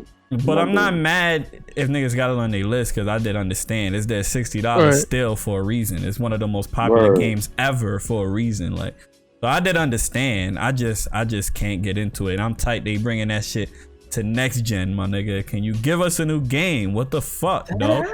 I'm tired of looking at this shit. Bro, I'm tight that they canceled production on Bully 2. I've been waiting for that game. Dog, don't even get me started, bro. Don't even get me started. Don't even get me started on that. Oh my god, the first Bully was crazy. Don't even get me stared, bro. That shit best Rockstar game in my opinion. No, I don't know about that one. I said in my opinion. We here. I feel you, man. I feel you. You ain't gonna speak no Eleanor blasphemy around me. He said, "What? Nah, listen, bro. Listen. Well, we here, man. Look, I think it's my go. So this game is actually a sleeper. I'm not sure if you guys played it or not. It's a low key game, but I'm a super big martial arts fan. So I feel like any game that represents martial arts in a way that I appreciate, I'm dead gonna fuck with it. And Absolver that did that for me, bro. Bro, I was about to put that shit is literally on this one, bro. I'm gonna lead off for you. Absolver did that for me, dog. Like, bruh, the fighting, bro, it just felt good, bro. The mechanics is like easy to pick up, but it's hard to master. And once you get it down packed, you get the certain styles and all that. You fight the one-on-one with niggas, bro. The one-ons, bro. I had some classic ass one-ons, bro. I promise you. Dog, that game is so fire, dog. Like that has some of the best like combat that I've seen in gaming, period, bro. And it's so simple, but just the way it works and like the timing of you pressing it to be able to hit faster and all that to get into your combos a little smoother, bruh. That shit is hard. That shit is hard. I played that shit for so long, dog. I can't go wrong. Cannot go wrong with Absolver, bro. Let me lead off of that by saying that it's also my top 8. I mean my 8, because not only do we got the combat system with the flowing of the fighting, you had to, like you said, you had to be nice with it. You had to master it. On top of that, there was just so many different moves from so many different movesets that you could learn and put them into your style. So if you had like you could have a boxing style mixed with a fucking like taekwondo style. Like you had like a fucking like a tai chi type style, and you could just mix everything together. Then they added the drunken shit. Woo! Yo, the drunken shit was got the drunken shit. That shit was OP, nigga. That's all I was using, yo. And that leads me to my next point. The fucking drunken style was literally the best shit in the world. And I won't lie, there was one move I always had in my moveset, and you get a trophy for doing it. Bitch slapping somebody. I forgot the name of it. I didn't know what you talking about. And it's dead ass a bitch slap. And I swear to God, I was fucking somebody up. And right before he died, bro, I bitch slapped his ass, and then I slept him, bro. Like this, yo, Absolver is definitely. I don't know if it's slept on, but at the time, I think at the time it came out, it might have been it was many other games coming out too. You know there was a bunch of other games coming out. Yeah, I definitely slept on it. And and it was definitely good. Like one of our boys, one of me and Savage's boys. Yeah, one of me and my boys Savage's his name was L. And me and him, we used to co-op that game a lot, and the co-op was fun. We used to 1v. There was this one spot where we went to 1v1. It was like a bridge with a nice ass fucking view in the background, and we was just washing each other there, like nigga. And he had a boxing, like his style was straight up boxing. Like he liked the boxing style, so his shit was all boxing, and my shit was all drunken. I also dabbled that. On top of that, there was. Not only was it only fist fighting, there was weapons and we ain't even talking about weapons, bro. That's crazy. Yeah, you had the swords. You had a sword. You had the You had like the gauntlets and shit. Gauntlets and all that. The gauntlets, and I think there was something else, but or it was just those two. But definitely slept on. Game was dead ass fire. I did love that shit. Like the boss battles was fire too. The boss battle was definitely like big. There was one where you had to fight two niggas at once, bro. Yeah, they could suck my dick. I hated them. Yeah, that shit got me so tight, bro. So tight. But one of them had a fucking sword too. That ass. But when you beat it, that shit felt like, nigga, you felt like the fucking king of Zamunda, bro. Yo, you fucking when you beat the last boss and get that fucking cape. Dog, you real. That ass. You real. You had a red cape. You walked around like you was this shit. And that's on mama. I did fucks with that. That ass. Alright, Kay, let's get ahead, man. 7, we talking about 7 now. What was it? No, Kalis. Oh, he dead. I don't know what happened. He probably stepped off for a second. All right, so just go ahead, Afro. Go ahead. All right. So my number 7, it's on PC. It's still technically not out yet, but it came out in 2015, and they're about to release it like right now. So like, okay, it's called Squad. I knew you was gonna put that in your list. So fire, dude. I knew you were gonna put that in your list. So fire, bro. And you know about it. I showed you. Yeah, I already know. I already know the vibes. Let me describe it real quick, right? It's this, like 64 versus 64. Actually, no, I'm exaggerating. It's about 32 versus 32. Like Battlefield, right? But it is way more realistic, like the Battlefield. Think Tarkov almost, right? You're over here, you got your squad of people, you got your squad, you have a commanding officer that's telling you what to do, that's also another fucking person, you got your squad leader who's another fucking person. You said and you're it's called Squad. I thought that alright. I thought that's what you said, my fault. Yeah. And then you guys just go, you take places, and it's just so fun. I really don't know how to describe it better than that. Cause like you all start at like your own like base or whatever the hell. And then you guys have to like capture these other towns like within the map, but it's all about communicating with other players, making sure the squad's doing their thing. Sometimes you're not going to be on the front line. Sometimes you're digging a hole to build your forward operating base. But as long as you build that, and then like people attack you from the north, you got people coming from the east. You got to call in a motor strike. You got to set up the motors and just like start motoring, bro. That sound like some. Squad is so fire, dude. From the shit that you done showed me, that shit looks super fire. Like I haven't dug into it, but I know that shit looks that have just like stuck with me. Squad legitimately gave me PTSD the first time I played it. I remember it too. Me and my squad was going through these woods.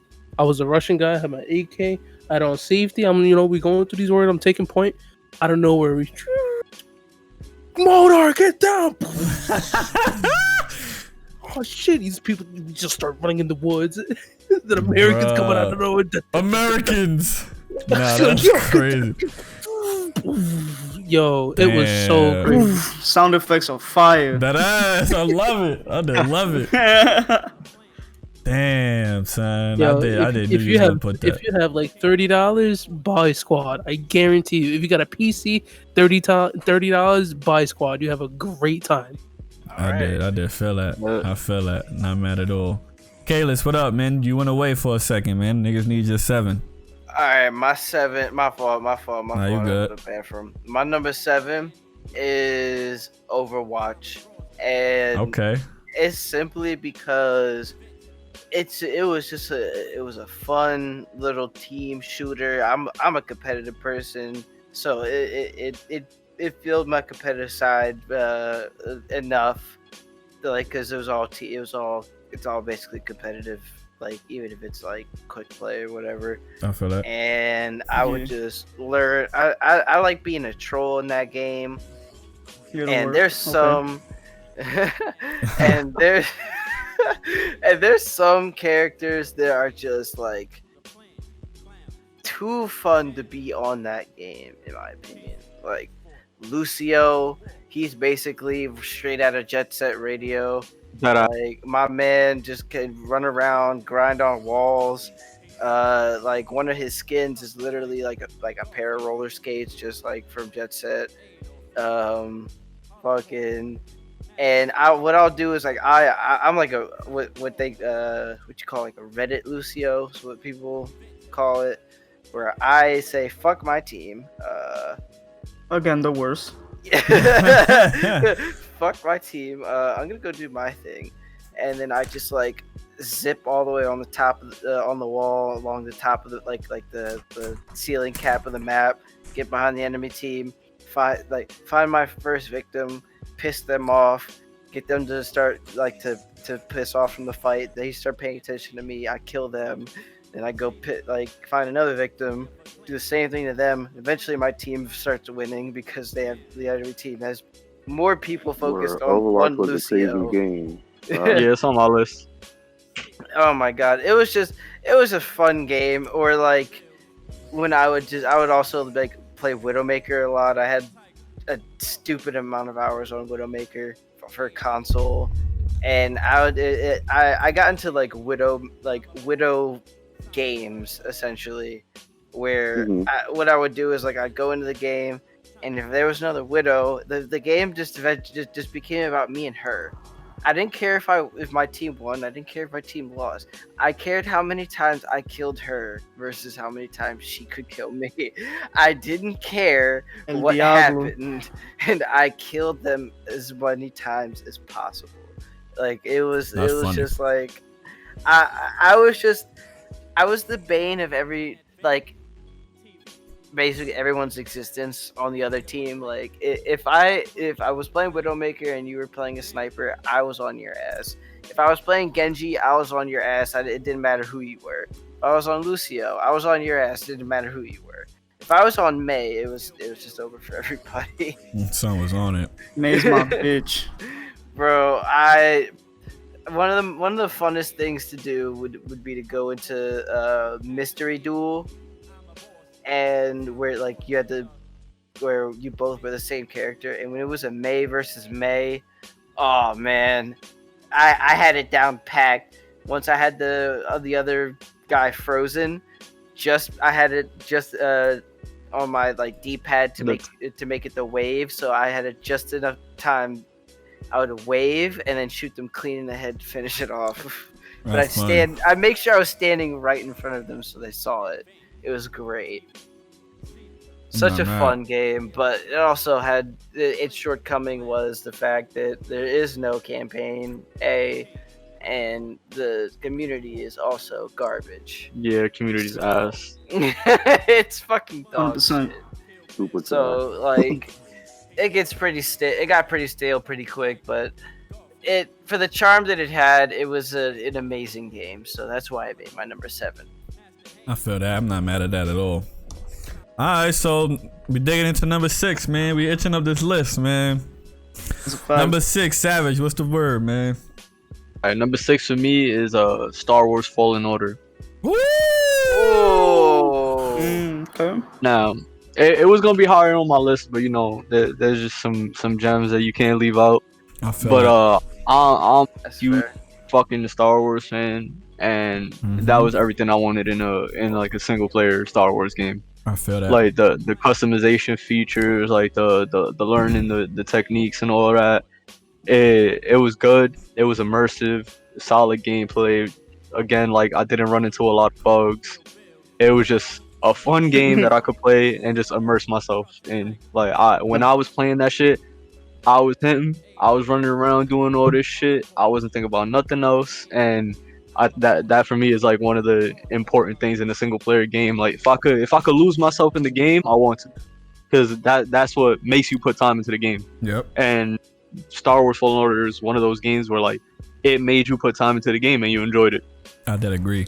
No, it is one of my I definitely raged at that game, and it's on video. I have a video of him raging at that game. That's funny.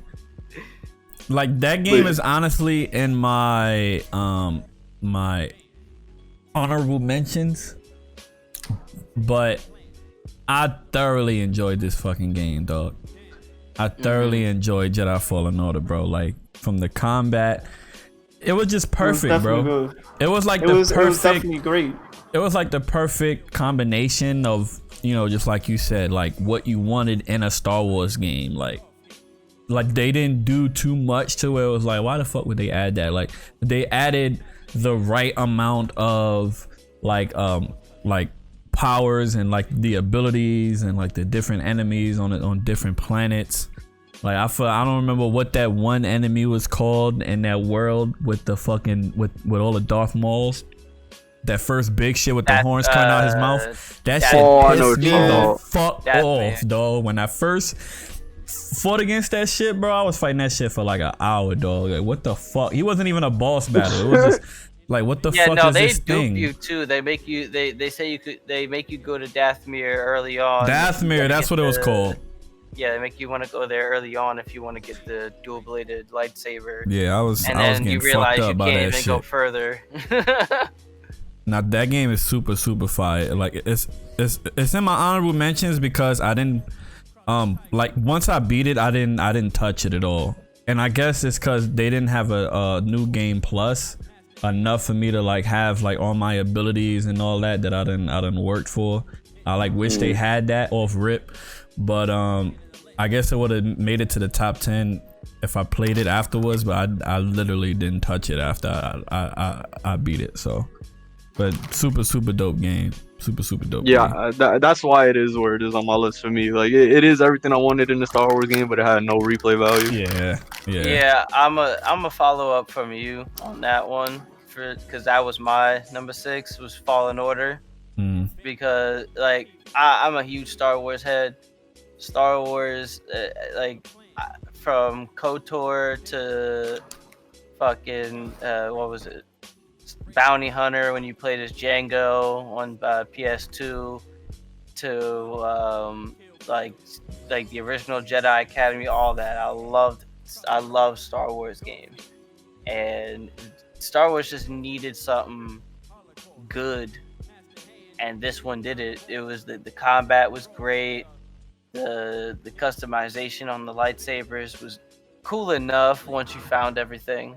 You could make some pretty crazy designs. And they didn't give you too much like customization as far as like what you're wearing, but that was also good because like at the same time you're not really going places where there's like a market, right? Like you're not going places where you can buy anything. So why would you have all these customizations? Yeah, exactly. Why would you have all these extravagant things instead of just like little scraps here and there that you might find? Like it made sense. It worked.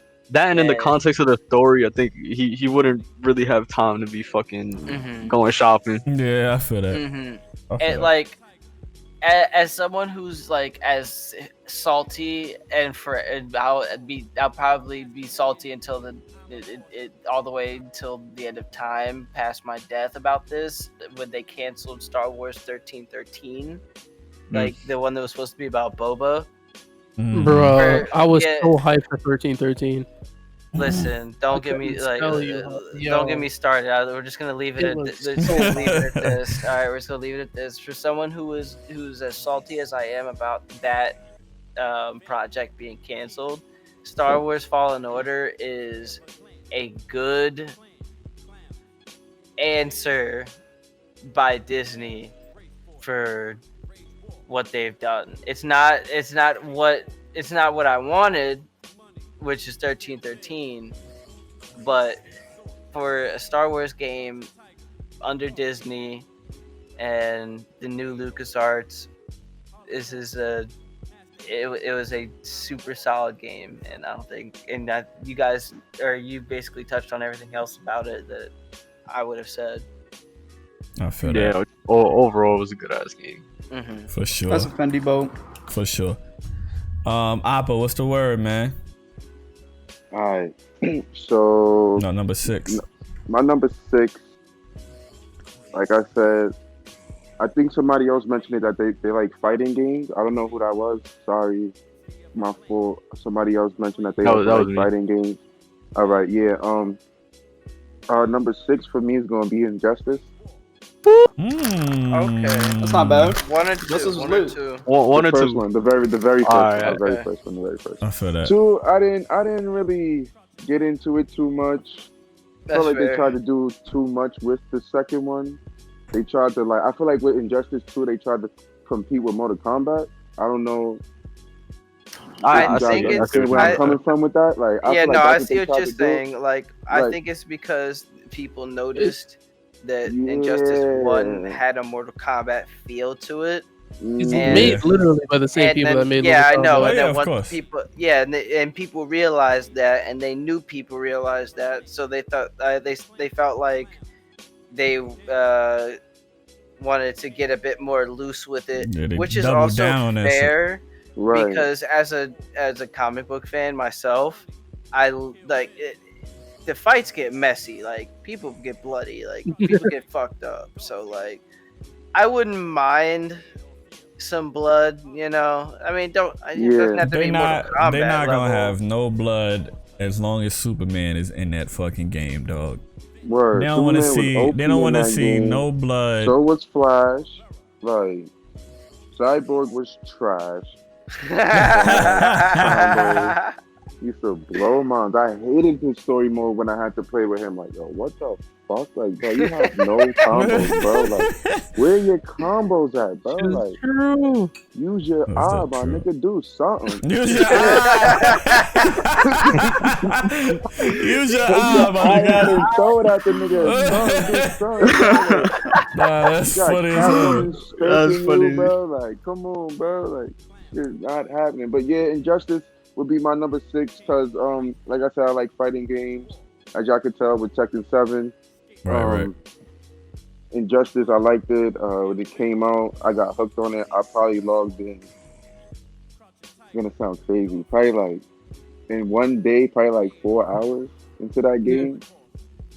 Just trying to learn everybody's moveset, everybody's combos. I've been doing that same shit with fighting games, though.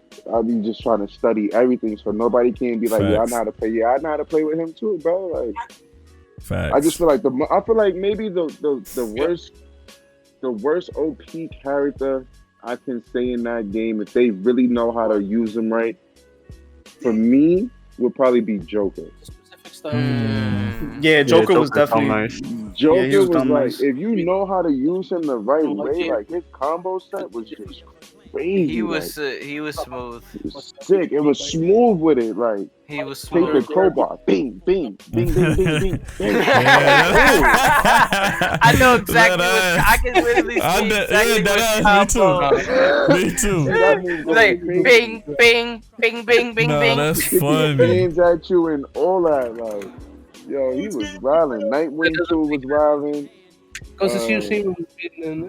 Let's fucking go. In that game. I like Harley Quinn in that game. Nah, that's funny. But yeah, it would be Injustice for me. That's my number 6. I feel that. Yeah. I'm not mad at all. I don't know who's next. I think DoughBoy, right, for number 6 or no? Oh shit! I got my shit lined up. Yeah, go ahead, bro. So I'm sure y'all heard about it. I'm sure y'all heard a lot of bad things, but I got bad things to say about it and good things to say about it. So this is why it is where it's at. It's called Anthem. Oh boy! Oh boy! Get the fuck out! Get the fuck out! Yeah. Get the fuck out! Oh, listen. Let me number 6 game. Okay. Let me explain myself. All right, go ahead, bro. Go ahead, bro. So, all right. So, everybody knows the shit was like it was very very finicky, and the shit was whack. But you know, there's a lot of games out there for me that is if it's got good play and if it looks nice, I'ma play it to try it out. And that's what I did with it. But there's another thing. There's another reason for different games. And when I get into my top 5, y'all see what I mean. So, on top of that, it's just memories too, you know. So I used to play this. I used to play Anthem with one of my brothers. His name is Sheik, and me and him, we went hard in Anthem. Like it was just me and him. Nobody else really had it that I knew. Nobody else really wanted to play it. And you know, it was definitely bad, but you know, the concept of it was so fucking good. Cause you're in the mech, you got, I think it was 4 different types of mechs, like a little tanky one, a little wizard one, a little like rogue one, and then like your balanced one. Right. So it was dope to like be able to customize your robot and then go into this open world area where you could just walk, but ain't nobody was fucking walking unless you was shooting people on the ground. So you fly everywhere, and flying was dope. Like the flying was dope. I feel that. And on top of that, the world bosses were pretty lit. They were these giant ass world bosses, looking like they came straight out of Shadow of Colossus. And you're fighting them with like 4 or 5 other people, and it's a lot of good memories for me because me and my brother played that shit heavy, and the abilities were fucking dope. Like we both maxed out like two of the mechs that we wanted to play. I was mainly like the tankier mech because he had shot mortars, and it was a lot of good crowd control, and the gameplay was good.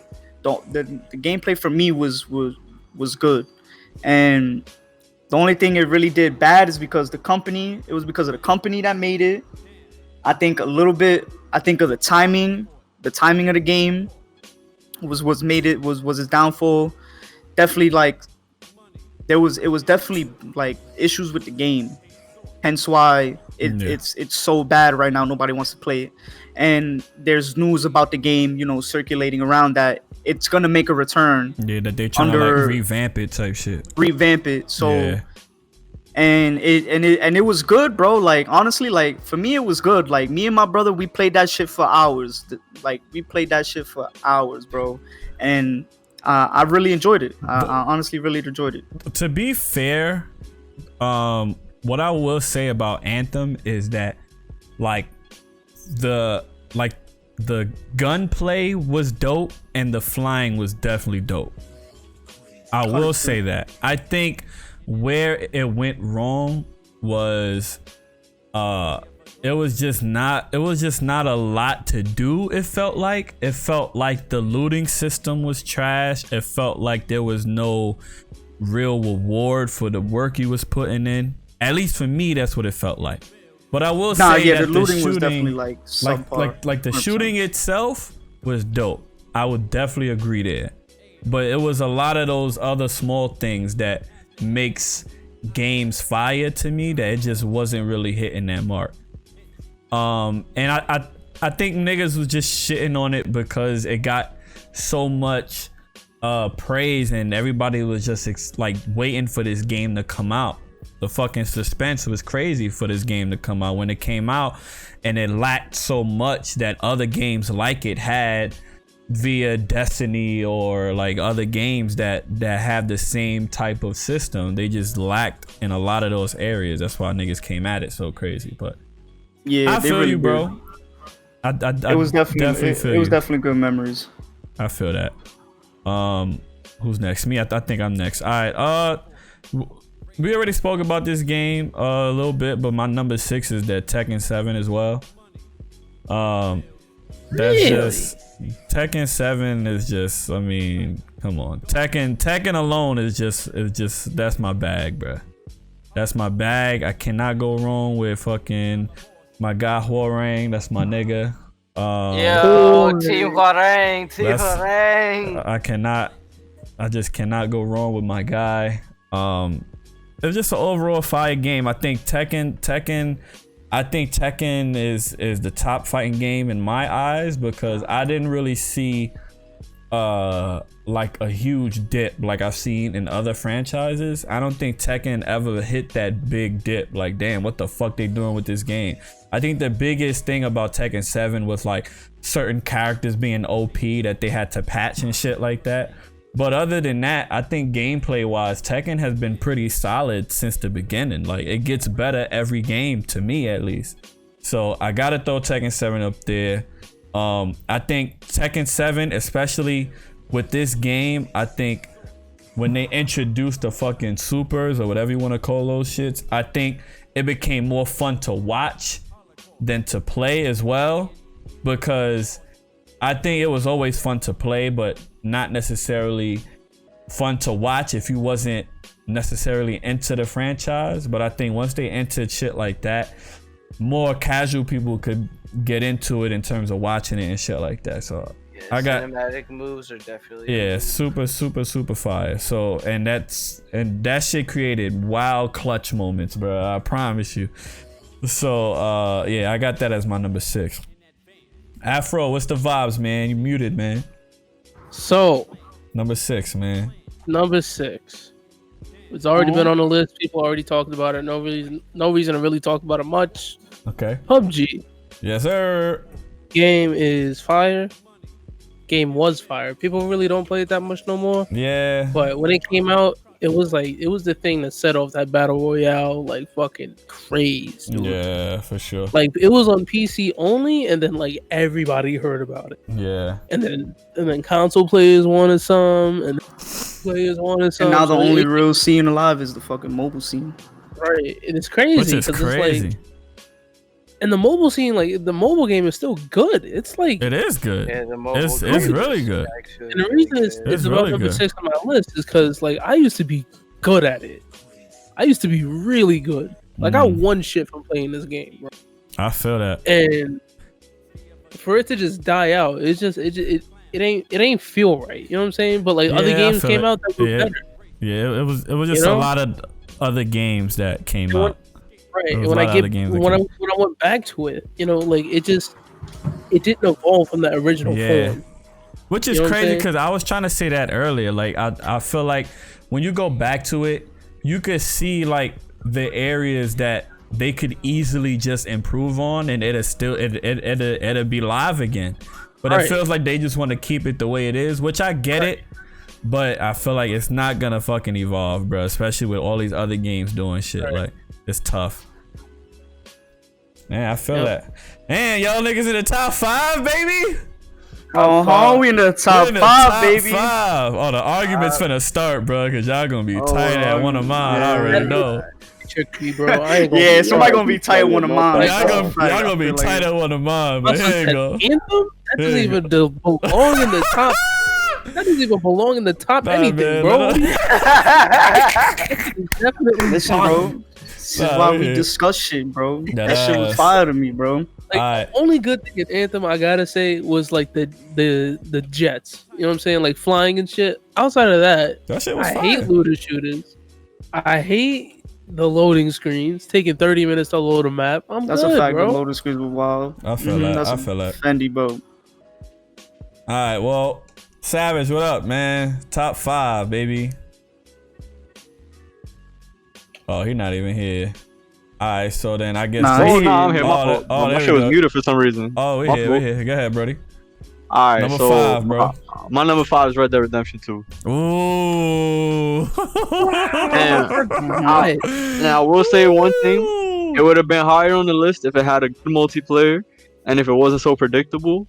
But aside from that, it's kind of everything I wanted out of the game, except for the multiplayer, because that shit was ass. I felt but I hated the multiplayer. I used to run Red Dead 1 all the time, bro. I used to play with my friends online. I used to play the campaign. That shit was fire. And when they said they were gonna do a number 2, I was like, I don't know, man. I don't know what they're gonna do with this. I was hesitant, but I bought the game. It's a beautiful looking game. I have to say that about Rockstar. They make some good looking games. It's a beautiful game. The story was fire. Yeah. Fucking, it was just a little too predictable. Cause I ain't like that. I forget the guy's name, but like the main antagonist, I ain't like him the whole time, and he was like making all these decisions, and I was like, bruh, I don't want to follow this nigga. And like you have no choice because that's the storyline. And it was like, bro, I would have been it. Like the fuck. But overall, like I really enjoyed the game. It's one of those games where like if I hop back on it right now, like there's still so much shit that I haven't done that I could do. Right. And I love games like that. Games that you could go back, pick up, and still have so much to do that you haven't seen. And again, all the Easter eggs too. Like I love Easter eggs in games. Like shit, you really gotta look for and find. Like I like finding them on my own, but then you see some crazy shit on YouTube, and you gotta go find it for yourself. And I feel it's just crazy, bro. It's just one of those games I can always go back to, and I know I have a good time. I'm not mad at that at all. It's in my honorable mentions. There's another one of my honorable mentions. I totally forgot about it. It's definitely belong top 10 list. I'm not gonna lie. I feel that. The one thing I gotta have a gripe with it, and it's gonna sound so fucking stupid. The one thing I had a gripe with is that it's Red Dead Redemption 2 and not like another Red Dead R game. Because like the original Red Dead was Red Dead Revolver, then it was Red Dead Redemption, and I was like, yo, Red Dead, the next Red Dead, that's gonna be like Red Dead Revenge or some shit. Oh, I get what you're saying. Yeah. I think it's Redemption 2. I was so mad. I agree with that. Yeah, you're right. I feel that. And all right, Appa, what's the word, man? Alright, so for me, because I'm a beast at it, and I make niggas pray down and pray to the God in this fucking game. Cab. It's gotta be Apex. Oh, that's crazy. That's that's one of my honorables. I feel that. I mean, only because I didn't put BRs on my top 10. But if I put a BR in my top 10, it would be Apex. Promise you, my shit is up there, baby. Apex for me is more like I like that shooting shit. Like niggas are just getting crazy. And what's his name? Revenant. Oh yeah, Revenant is fire. Him on your team, it is over. See, I like the pace. I like how fast paced it is. I like all the different abilities. Like somebody mentioned Overwatch earlier. Overwatch is a little higher up on my list, but it's like if Overwatch had a BR, like the different characters with the different abilities. Like you can have a whole different type of like experience with the game just off of who you play with, who you pick, like the team composition. Like if you playing solo, you playing with your boys, like the character you pick and the character that other people pick on your team could change the whole experience that you have. And that's why I like that game specifically, because it's one of those multiplayer games that you can have a different experience every time you hop in the game. I agree. That's a fact. Every time you hop in that game, it's a different experience. Yeah, like that game is definitely high on my list, so I'm gonna get to it later. But I agree with everything y'all said, bro. Yeah, but I like the new gun too. The Wraith. That shit is fire. Oh, what, like the Vault giant? The Vault, yeah. The Vault, that's my shit. That shit is crazy. That shit is insane. Spitfire? Don't let me get the Spitfire. It's over. Man, I fucks with it. All right, DoughBoy. I body niggas with the R99. Yeah, the R99 always went stupid, bro. That shit always went stupid, dog. If you could control that shit, it's over, bro. Don't let a nigga get the purple extendo. It's over for niggas. Oh yeah, over for niggas. You've seen the work I put in. Yeah, of course. Come on now. All right, DoughBoy. 5, man. 5. What's number 5? Man? Hey, we out here. Top 5. So bet my top 5. Let me see. My 5th one is gonna have to be Destiny 1. No cap. Yeah, I feel that. Another Dusty Knees. Don't do that. Don't you do that shit. Don't you do that with shit. The fucking Dusty. Get out of here with that shit. I bet you got Dusty Knees. Don't you do that shit, man. Nah, go ahead, but nah, yo, like Destiny 1, like, you know, Savage could attest to this, like, was really one of the most fun times I've ever had with a group of people ever. It was like I need to get a flag of this shit in my room. So we had our little clan, right?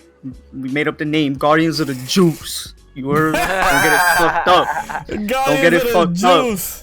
Guardians of the Juice, bro. Yeah. And it was literally like I remember I remember this whole day. We was up fucking on a Destiny LFG site that was popping, and we was looking to do I think it was the Vault of Glass, the first raid. We had never done a raid, and we was like, me and Savage figured all this shit out, like how to do it and whatnot. So all we needed was fucking people. It was me, Savage, some dude from like the UK. Yeah, fucking, and two brothers from Hawaii. And there was two brothers from Hawaii that lived in the same crib. Yeah, it was two brothers from Hawaii. We did Vault of Glass with them. Yo, we did Vault of Glass, bro. Bodied that shit.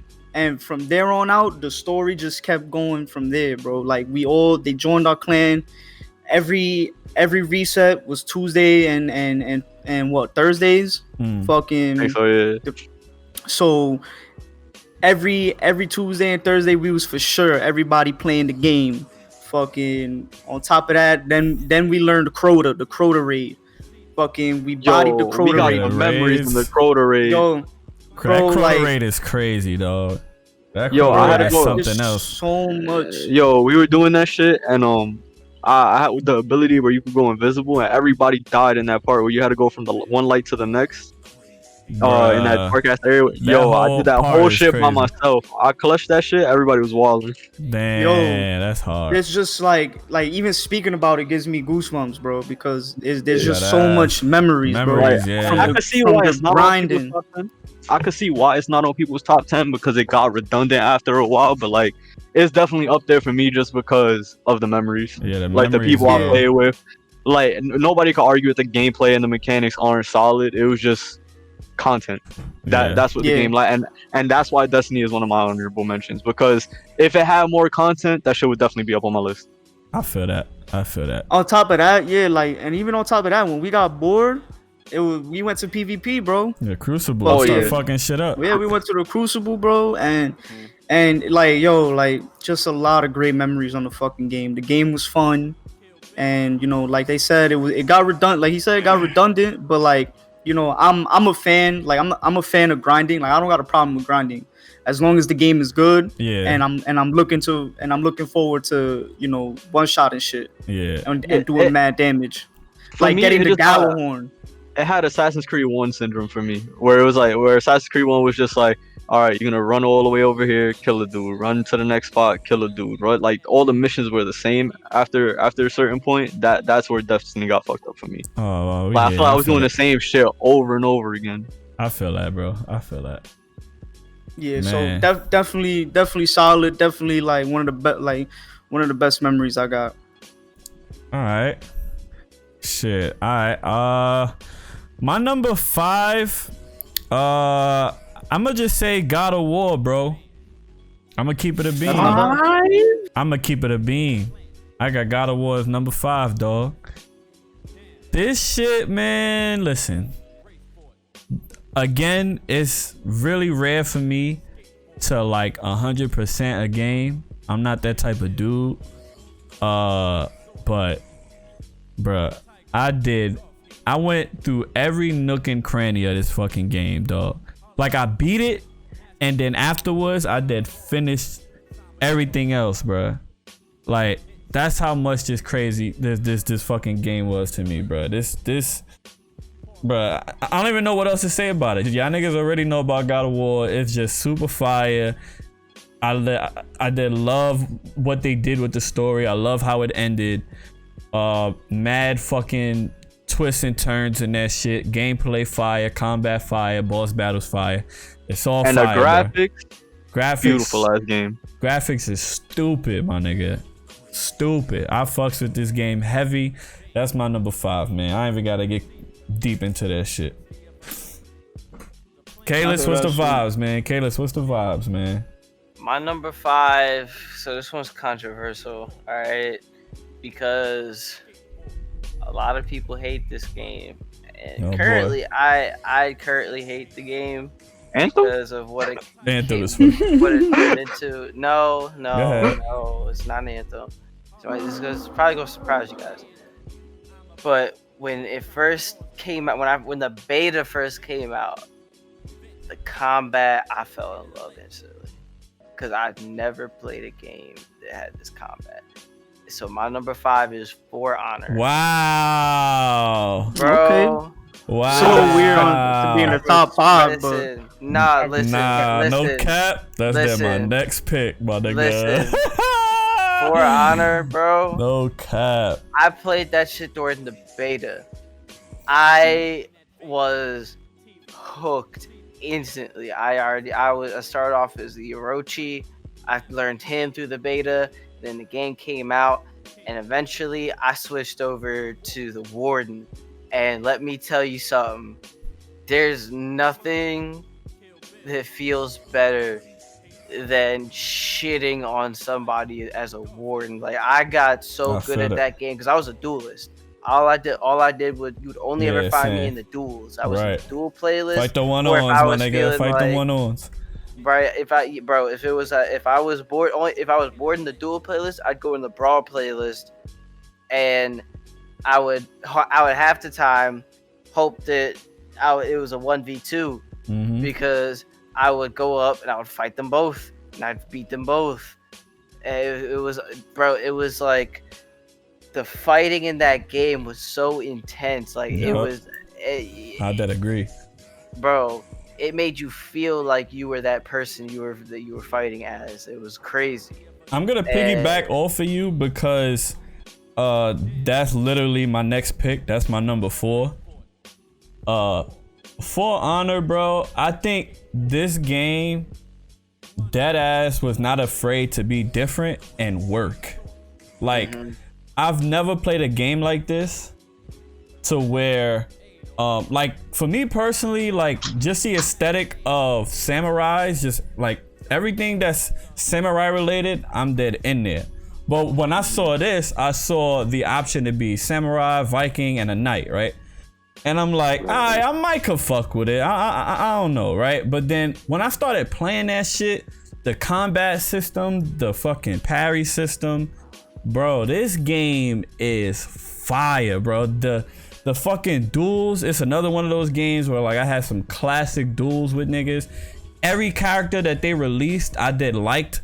Like there's a couple of people that like felt like a little bit overpowered, but for the most part, I had so much fun playing this game, and I still play this shit to this day.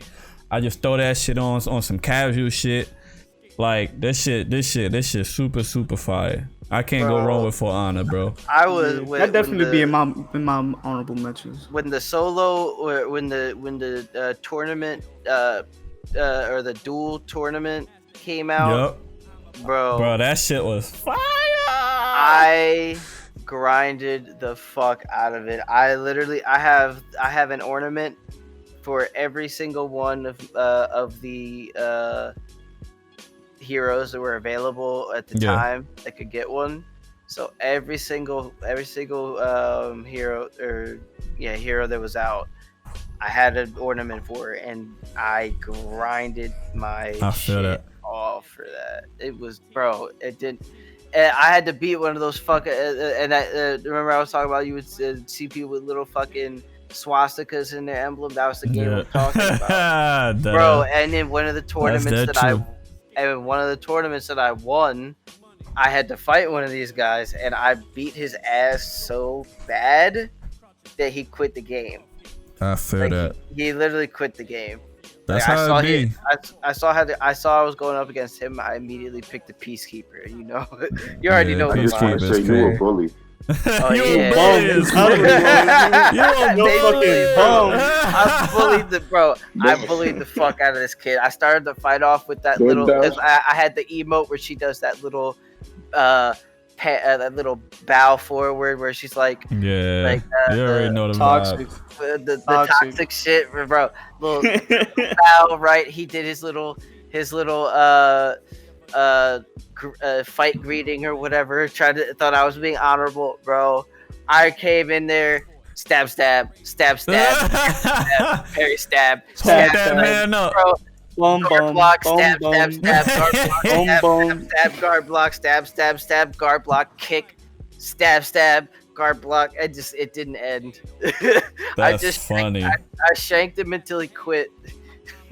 Nah, that's crazy. Like the main thing about this game is just the fact that I literally never played a game like this before, and that shit just had me hooked instantly. Like it was like, because a lot of games try to do new things and sometimes them shits don't really go over well, but this shit felt perfect, bro. It was like, bro, these niggas knew what they was doing when they made this shit.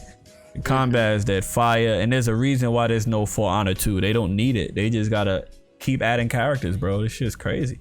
They just gotta keep adding characters, but not make them fucking ridiculous. Yeah, not make them OP like when the Centurion first came out, because I fucking hated the fucking Centurion when he first came out. So you hated me then. When he first came out, bruh, niggas was doing bullshit, bruh.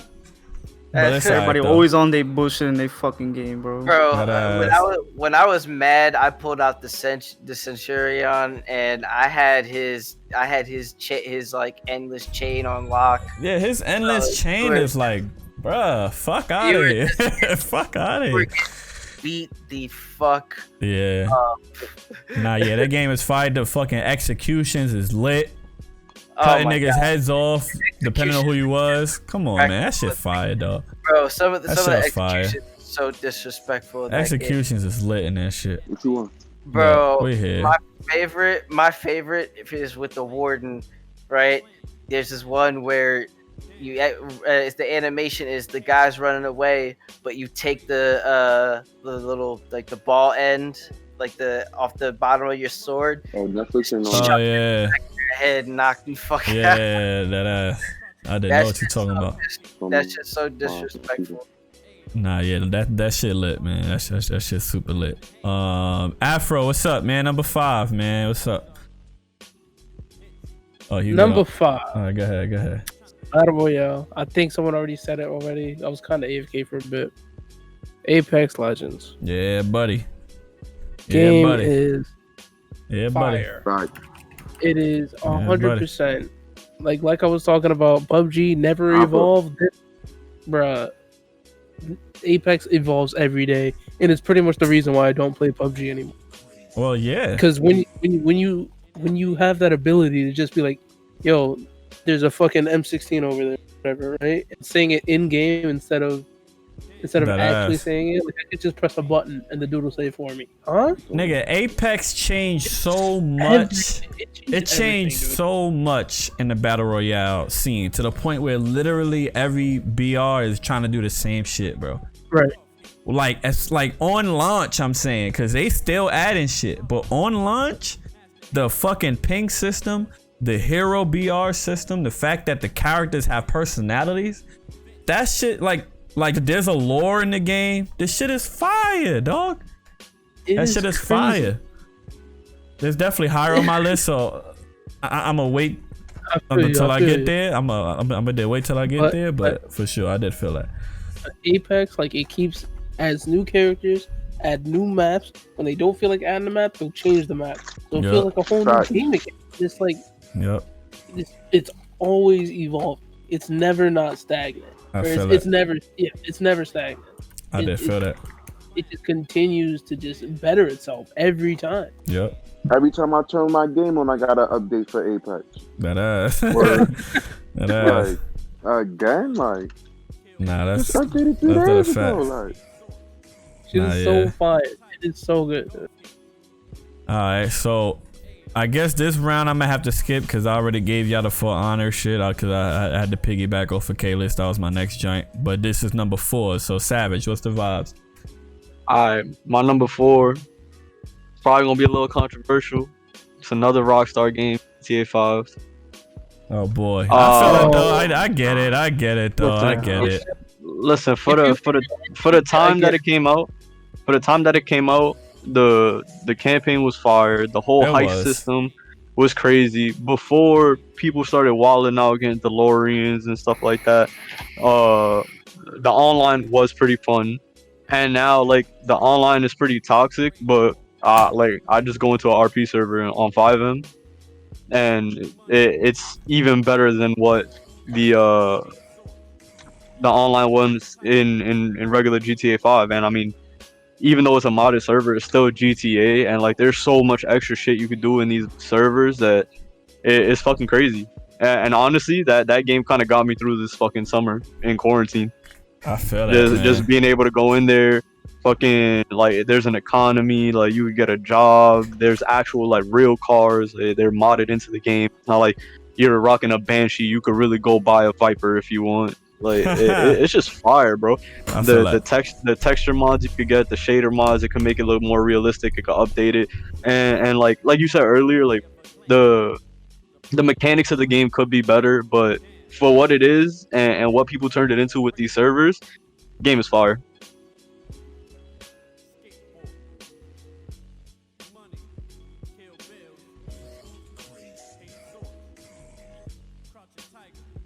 Nah, you good. Fixing this fucking list right now.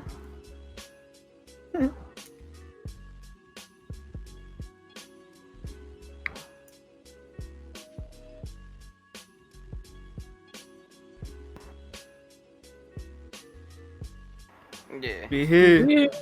Yeah, we here. All right, so that was your number 4. I'm not mad at all, man. I'm not mad at all. Appa, what's the vibes? All right, I might get some heckle for this. Cool. Like, start violating me like you a bum, you a scrub. Get the fuck out of here. This game kind of just came out, but talking about the game in general, Call of Duty. All right. What like the Warzone, or you saying like Modern Warfare joint? Like Modern Warfare, the whole game itself. Like, I'm not mad at it though. Is that a solid game? I was really shocked at the way that they included the Warzone in this game. Like I don't know. Like when I started that mode, it was just heads on. That's it. Headshots all day, doing what I gotta do. And it kept me like interested in the game. Like, all right, what's gonna happen next? And the fact that every time I'm looking and I'm going back, like you said, the more and more updates.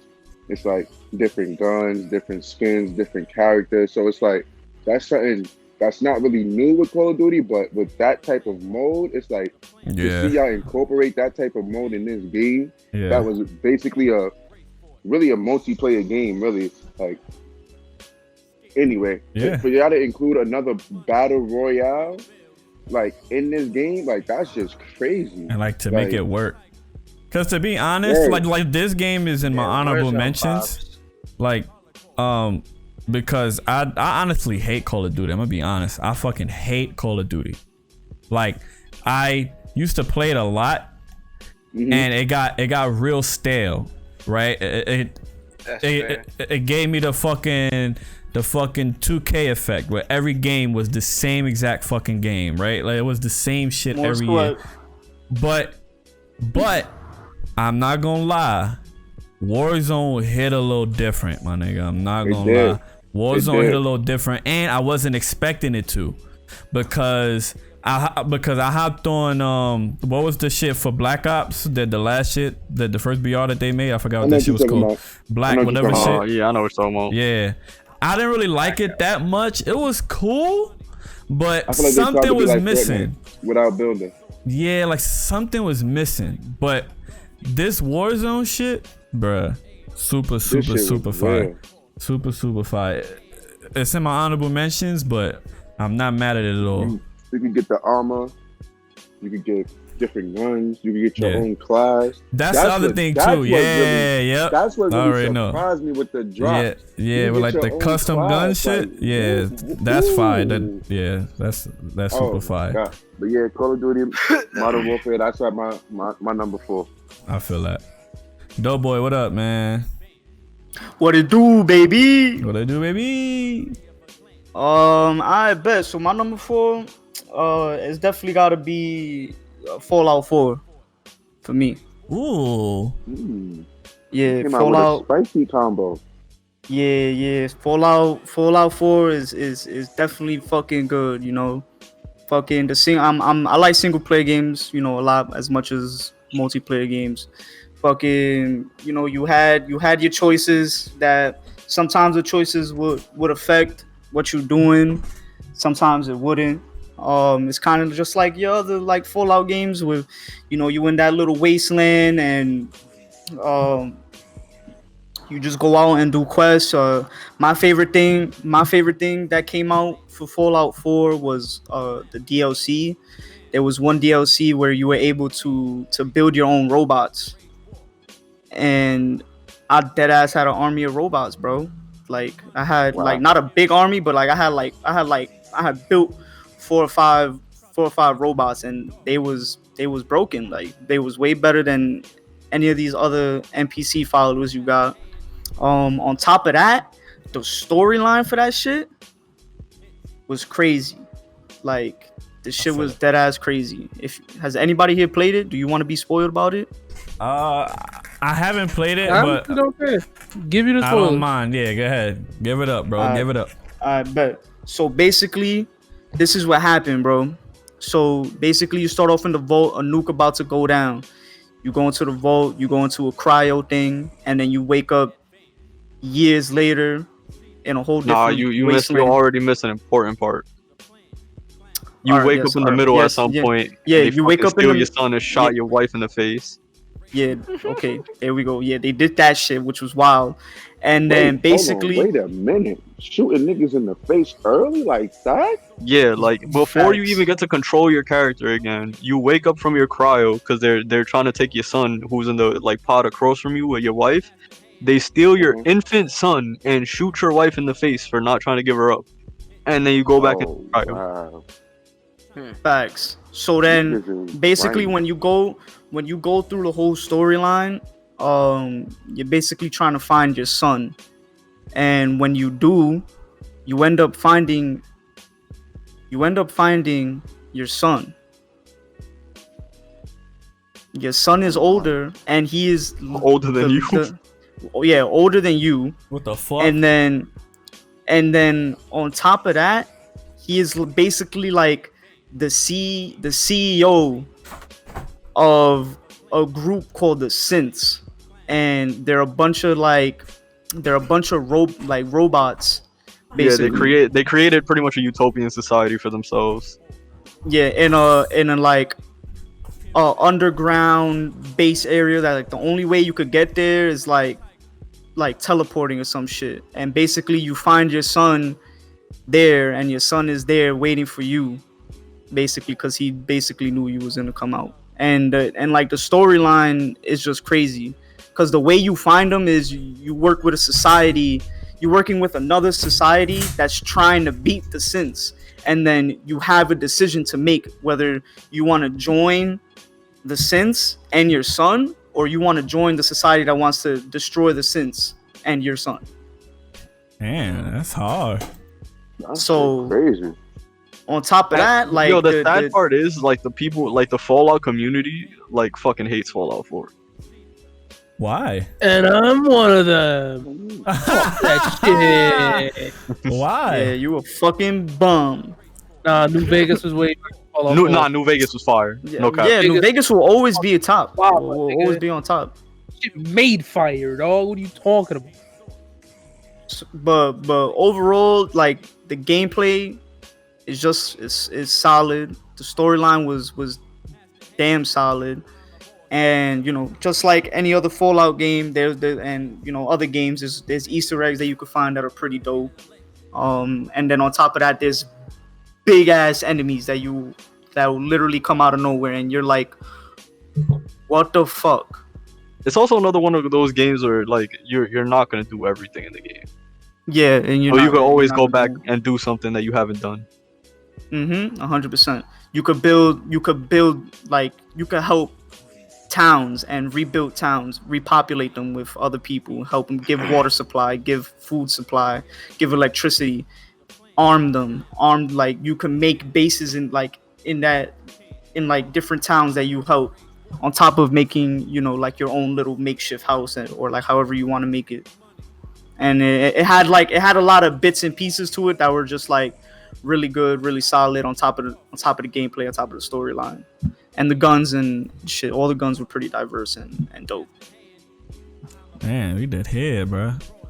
Yeah. Shit was fire, bro. Now, like, the story sounds fire. I mean, that's another one of those games I never got into, but I always hear good things, my nigga. Definitely good. Don't play Fallout 78 though. Oh nah, I heard that shit was. That shit was I heard that shit was poop. I heard it was poop. You already know the fucking vibes for that shit. Alright, Kayla's number 4, man. Alright, so my number 4 is Destiny 1. And okay. For the same reason. Shut your mouth. Yeah, I hear what that Destiny. Shut your mouth. Like, lotion up, baby. Lotion up. Shut up. Listen, Destiny 1. See, I'm a big fan of Bungie in general, not like spanning all the way back to the first Halo and the world that they built. And I knew once they had their the new story they wanted to tell, I was all over it, right? For the lore, for everything. And as disappointed as I am with the fact that Activision had as much of a hand as it did in the creative aspect of Destiny, which is ultimately why the person who was writing the story originally left, and which is why we got the game that we eventually got out of it. But I just even what they were able to salvage and the world that they made from that, it just captivated me so much. To this day, I'll still go to this one lore channel because Destiny is still thriving right now. And that is. They have a whole page dedicated to lore that you can just read. But it's weird because it hit like another spike like recently. Like it's like up again. Like niggas is on it. People are playing it again because they made it free to play, and because what's happening now is all the OGs are slowly returning because Bungie bought the full rights to the IP. Yeah, they got the full rights Destiny. to it now. So now it's their game. Well, I know what I'm downloading. They're doing it their way. Yeah, and it's still such a fun game to play. You can still play it now. I don't play it as much because I got burned out from D1, but just playing Wrath of the Machine, that's my favorite raid because that was the first one where I found a group of people that took me on, and like we were able to just run through the raid, and it got to the point where I was with them every reset. Like I didn't have that for the first couple updates and all that, and like so I wasn't really able to do the raids even though I wanted to. But Wrath of the Machine was the one, and I could still do it eyes closed. Like I know the routes I gotta run. I know the armor I gotta wear. I know like the abilities I need ready. I know the sword that I need to use. I got everything, and it's on top of that, just the scenery in the background of the game. Yeah, it's a lot. Like, if you haven't just stopped to just look like on Venus, especially like wherever there's Vex, it's usually just like such a beautiful landscape. Yep. Like the thing that like I don't know, it's just such a great game. Yeah, it's a lot. You guys basically said everything, but yeah, that's my number 4. Sheesh. Not mad at all. Afro, what up, man? 4. Numero 4. All right. My number 4 is something that's already been mentioned a couple times already. Tekken 7. Look, game is fire. Game evolves. You had that. Yes, sir. Bruh, Tekken 7 is so good. It keeps evolving. There's new moves every season.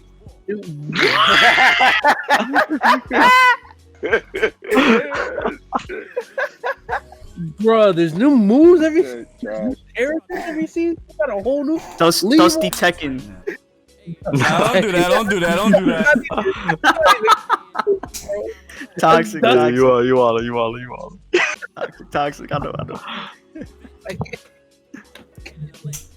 Bro, Tekken 7 has, and like it was the first one to really like. I shouldn't say first one to dig deep into its storyline because Tekken 6 and 5 did that a lot, but Tekken 7 like really like it was like the first fighting game I think that was like really mainstream at a certain point. Because I remember people that would never talk about fighting games and they'd be like, "Yo, you see Tekken 7?" I'm just like, I've been playing since 3, nigga. What's up, like, nigga? They made a Akuma cannon, nigga. What the fuck are we talking about? Yo, they did that shit. Cannon. They were like, "Oh, we're a cannon." They made a Akuma cannon, dog. That's hard. Akuma saved fucking Kazumi. Like, bro, what? Like, how you run with that? Like, huh? Nah, yeah, that shit fire, bro. Shit super so fire, bro. Super fire. Yeah, I'm not mad at all. Yeah. And my Miguel is I could see people. I could throw hands. But outside of that, yeah, Tekken 7 number 4, so good. I'm not mad at that at all. I'm right there. Alright, it's looking like we in the top 3, yo. Top 3, and y'all niggas is gonna be tight. Oh, yeah, I think somebody's gonna be tight at my number 1. It's alright though. I'm not gonna lie. It's alright. I don't think I'm gonna be able to stay for the whole thing. You mind if I just run through my shit real quick? Alright, go ahead then. Go ahead then. Alright, number 3, Borderlands 3. Okay. Game is fire. There's mad fucking guns in the game. Like, if you will never get all of the guns in that game. I don't care what anybody says. The story is fire. The gameplay is lit. It's just that shit hit different. I played it with DoughBoy, and yo, we used to grind on that, bro. I think in like 2 weeks I put like 100 something hours in that game. We both have 115 hours in it. Yeah, like just straight grinding. The shit is mad fun. Well into that game. Number 2, I'm not gonna lie, it's a little controversial. What I'm gonna say about it is Overwatch, and I still think it's the best first-person shooter out right now. Not excluding VR, but they just changed the game. They changed the game. I take offense to that. Overwatch League, like, really brought it over the top because esports was already a big thing, but Overwatch League really brought that shit back. Like, and they made it known. Like, people who weren't into esports games like that really started following and started watching like this shit was sport because of 2 games, and it was Overwatch and Fortnite. And Fortnite ain't on my list, to be honest. I mean, I guess I could put it as an honorable mention, but not really. The only thing different that they added was building, and that made it like chess and all that. I fucked with it, but it's not even on my honorable mentions because it's just a little kids game now. And my number 1 is Spider-Man. I was waiting for Spider-Man. Valid. I was waiting for Spider-Man for a real long time, and I would have been mad if they fucked it up. I would have been really mad if they fucked it up, but it was everything I wanted in a Spider-Man game. And all the DLC was fire.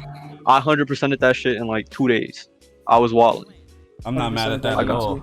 Yeah, then sheesh.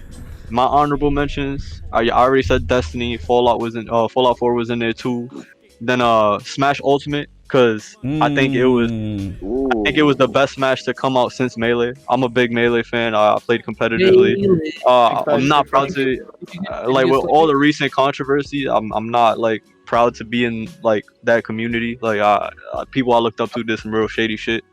I ain't gonna touch on that, but I feel that. I think Smash Ultimate was a really good game, and for what it was, I don't think I could play it competitively because I put so much time into Melee, but overall, like it was probably the second best in my opinion. And then Sea of Thieves, that game is fire. That's another one of my honorable mentions. Yeah, bro, like just the ability to like, you could really fuck up somebody's day playing that game. That's all I gotta say about that, bro. Like, you could fucking, like, I made a little kid cry once, and I felt bad, and I gave him his shit back. Damn. But, like, Yeah, bro. Like, but see that thing is like, bro, I gave it back to him. I didn't know. I gave it back. but like on some real shit though, like you could really fuck up somebody's day. And like when I was on that game, bro, I was a pirate, bro. I didn't give a fuck about anybody. I was stealing your shit. I was sinking your boat. I didn't give a fuck. Like that game was mad fun. And my last honorable mention is Pokemon Go, because it did come out in this generation, and it was probably the most popular mobile game of all time. Crazy. Pokemon Go was only really like that one summer, bro. Nah, it's still popping. But that summer that it came out, bro, that summer was crazy. You know, y'all went to 59th Street and saw like 100 people on that one corner of Central Park. Man, I'm not gonna lie. It was fire. Like it got me out of my Pokemon house. Go changed the mobile game scene. Yeah, it changed gaming society. That shit had everybody out their house, bro. Lazy niggas was out of their house, bro. I promise you. And that was another thing. It was like the first game to really get people out of their house like that. For real. And you had to walk to hatch eggs. Nigga, like the cool part was going to parks and knowing what niggas was doing, bro. Yep. That's a fact. Like, everybody knew what niggas was doing when they was on their phone. The best was taking a gym and you see the person who's like there and their Pokemon are in there. Bro, and you like, yeah, I'm taking your shit. Yeah, they look. I just took over my gym. Or like doing the raid for legendaries. And there's mad people with you. And y'all like, yo, you caught it. Yeah, I caught it. And you motherfucker, I ain't catch it. Like, shit was just different. That ass. Like I had some fun ass times playing that game. Nah, that's lit. That's fucking valid. But yeah, damn, I gotta head out. I appreciate y'all. It was lit. Yo. We gotta do some shit like this again. Facts. Thank you for your emphasis. This was lit, bro. Yeah, Spider-Man, I definitely respect Spider-Man, bro.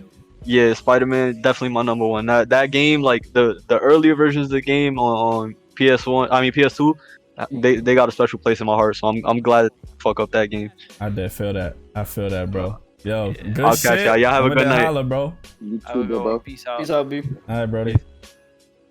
All right, Appa, let's hit that 3, man. My top 3, alright, so. Just number 3, just the third one, man. Oh, just number 3? Alright, number 3. 3. Alright, so I don't think nobody mentioned this game yet. So my number 3 is God of War. Oh yeah. Yeah, that was my number 5. That was number 5? That was my number 5. Yeah. Oh yeah. So I got it at 3, only because God of War never disappointed me. I can't say a time where I was really mad like at the game. Like I've had every game, so it's I did agree. Like I don't feel like it's anything like anybody could be like, oh, nah, this God of War was trash. Nah, every God of War I've played, like I've always been satisfied with each and every game. I feel that. Like. But crazy shit, I was scared about this one too, like because it was so much different than the other ones. But it did work. It did worked out though. It was dead fire. Like I was like, oh shit. So, oh yeah, this shit fake fire. Like, all right. Nah, yeah, that's the one, bro. That shit I think fire. the funniest thing that had me crying was when my son was fucking that bitch in the jail cell. He was giving it to her. Like, that yo, he was giving that's her the funny. work. Like that shit had me crying. Like, yeah, that's funny. Oh nah. But the recent one was fire. I feel like, even though I feel like a little bit like it was rushed a little bit, it was still a good game. I feel it. I put God of War at number 3 for me. All right. And I like the gameplay too. Yeah, I like the gameplay, storyline. Always some crazy shit, giants, for sure, different gods, all that. Some Kratos is not a problem. He's just.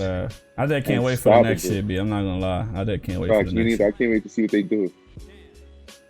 So this is where niggas is about to start scrapping, man. Niggas is about to start scrapping. I've already been scrapping. Listen, I don't give a fuck what nobody talking about, nigga. My number 3 game is gonna be Last of Us 2, dog.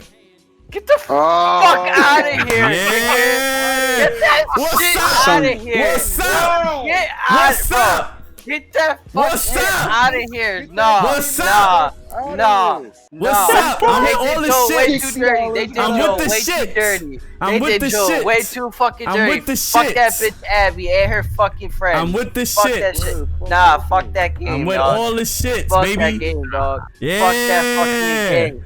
Fuck that I game. understand why it's your third. Fuck it is not that in my game. top list. That is That not even in game my top ass. 15. Fuck out of here. That's not even in, that's not even my top 50. Nigga. I don't know. I feel like every. They did my man Joe way too dirty. Listen. I feel like every complaint that niggas had about this game, I legit do not agree, dog. I was playing through the game, and I was waiting for it to be trash, bro. I literally disagree with what everybody was saying. I wasn't that attached to Joel like everybody else was. And I felt like I knew he was finna die in this game. I knew he was gonna die. I didn't knew he was gonna die. I mean, I guess you could debate how he died, niggas is tight. But like, bro, like this game, ever since I played this game, I have not stopped thinking about this shit, bro. I'ma keep it a bean. I have not stopped thinking about this shit, bro. Bro, this game, Whack. first of all right. Whack. What makes the game whack? What makes the game whack? Tell me what makes the game whack. First of all, what makes the game whack? Last of Us 1, you played as Joel the whole time. What does that mean? What does that mean? No, listen. Bro, what does that mean? It's like, bro, it's just like in Modern Warfare 3 when they killed off fucking Soap with a dick wound, dog. You played as Soap through all of fucking COD 4. Yeah, but the end of COD 2, the end of Modern Warfare 2, you killed Shepard with him, the main guy. That's your main nigga, bro. Right? And then in MW3, when it's his turn to die, he dies from some shrapnel to his fucking dick. But that's way worse than Joel, dog. What do you mean, dog? You sat there and watched, dog. You sat there and you watched as my nigga got his face beat the fuck in, bro. This shit with a fucking golf club, and you couldn't do nothing about it, bro. How you wanted him to go, bro? You wanted this nigga to go in a fucking blaze of glory? Fuck out. Yes. The nigga, nah, bro. Fuck that shit, bro. That nigga did some wild fuck shit, and niggas ain't gonna act like he was the most charismatic. Like the nigga was not the most charismatic character, bro. Ellie made Last of Us 1 popping. First of all, let's get that out the way. Ellie made Last of Us 1 popping, bro. Joel was the nigga you controlled, but without Ellie, Last of Us 1 would be trash, dog. Story wise. Let's get that together. Ellie was the life of the whole story. So that's why I didn't necessarily give a fuck when he died. Yes, I controlled him, but it was Ellie that I was more connected to as a character. She was the life of the whole series. So that's my rebuttal to that. I need whatever other things you got to say. I'm dead here for it. I'm here for it, bro. I'm here with the shit. I'm here with the shit. Real quick, right? There's no multiplayer. I get that. So, I get that. Real quick, I'm not mad at that. Pacing trash. Hold on. Go ahead. Hold on.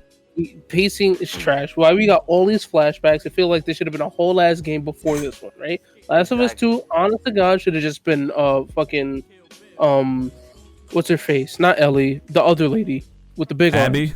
Abby, right? It should have just been Abby's game from start to finish, right? It should have just been from Abby from before she even knew about Ellie, and then right when it ends, boom, Joel kills her father, and then boom, right into Last of Us 3. Right, and then Last of Us 3 would be the game that we just got, right? Alright, yeah, that's fair, because one of the main things is I didn't care what backstory they gave Abby after watching that scene where she just fucked up Joel. There was nothing they could do to make me care. The writing was trash. There is absolutely nothing that they could do to make me care about her. And then, look, because Joel's the homie. Look. Joel's supposed to be the homie. Yes, he did some fuck shit. I don't think anybody really agrees with his decision with at the end of Last of Us 1. Because he kind of chose to doom humanity for his he did some daughter. fuck shit, man. Yeah, he did some fuck. So like, look, nobody's gonna disagree with that. But still, they did a really good job with making you understand why he did it. Like, dude lost his daughter, lost his whole family. Yeah, I understand it. Like, and then I understand. And look, and he took care of her. He did everything he could to take care of her. I get that. Even in the cutscenes in the beginning of the game, they showed you. Yes, their relationship was a little awkward, but he was still the homie. He was still there. And then they do him so fucking dirty like that, and then they expect me to care about why this bitch did him dirty like that. Bro, my attachment to Joel was... I honestly don't care about Joel. My attachment to Joel... the way that he died. My attachment to Joel was never that crazy, bro. Like, as soon as I saw him die, I was like, damn, that's fucked up. But I wasn't like, damn, fuck the whole game now. It's like, bro, I didn't know it was gonna happen. Like, niggas was gonna get him. Niggas knew that off rip. Like, from beating the first Last of Us, we knew something was gonna happen to Joel, because that nigga just violated a whole camp, my nigga, and the whole hospital. Niggas, humanity, hello? Well, yeah, for sure. So, I already knew that. In terms of the pacing, I do agree that it felt like they was just cramming a whole bunch of shit in the game. And not that, like, because it's like, okay, to this day, I'm not gonna say I like Abby, but I did enjoy going through what happened, because I didn't know that it was that her pops. I didn't know about none of that shit. And the thing for me personally that I liked about the whole switch with Abby was, now when you go back to certain scenes, you feel different about them. The scene where what the fuck? Ellie kills the pregnant girl and homeboy. When that first happened, I was hyped, nigga. Now when I look back at that scene, I'm like, damn, that's fucked up. Because you done seen like how niggas got there. That's the type of shit that I like personally.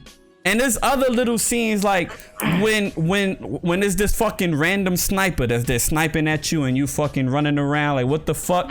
And you trying to get to this sniper and you get to him and it's fucking Tommy. That shit was fire to me.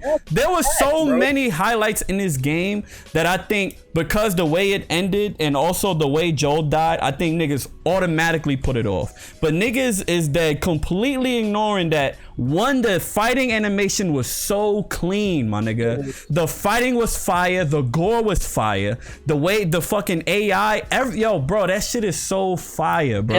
And like a lot of niggas was saying, give you all of that. Go ahead.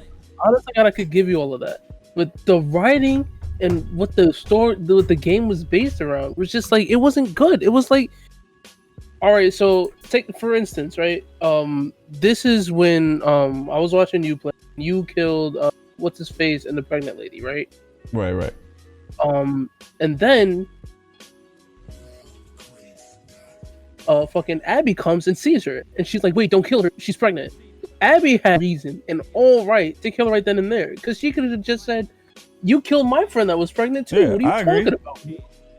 So it's like, there's so many like plot holes like that. It's just like, why the fuck would you do that? Why the fuck would you do? Like, why did Abby and that guy fuck? Like, why the fuck did you do that? Bro, the thing about it is that niggas act like that in real life, dog. That's the crazy shit.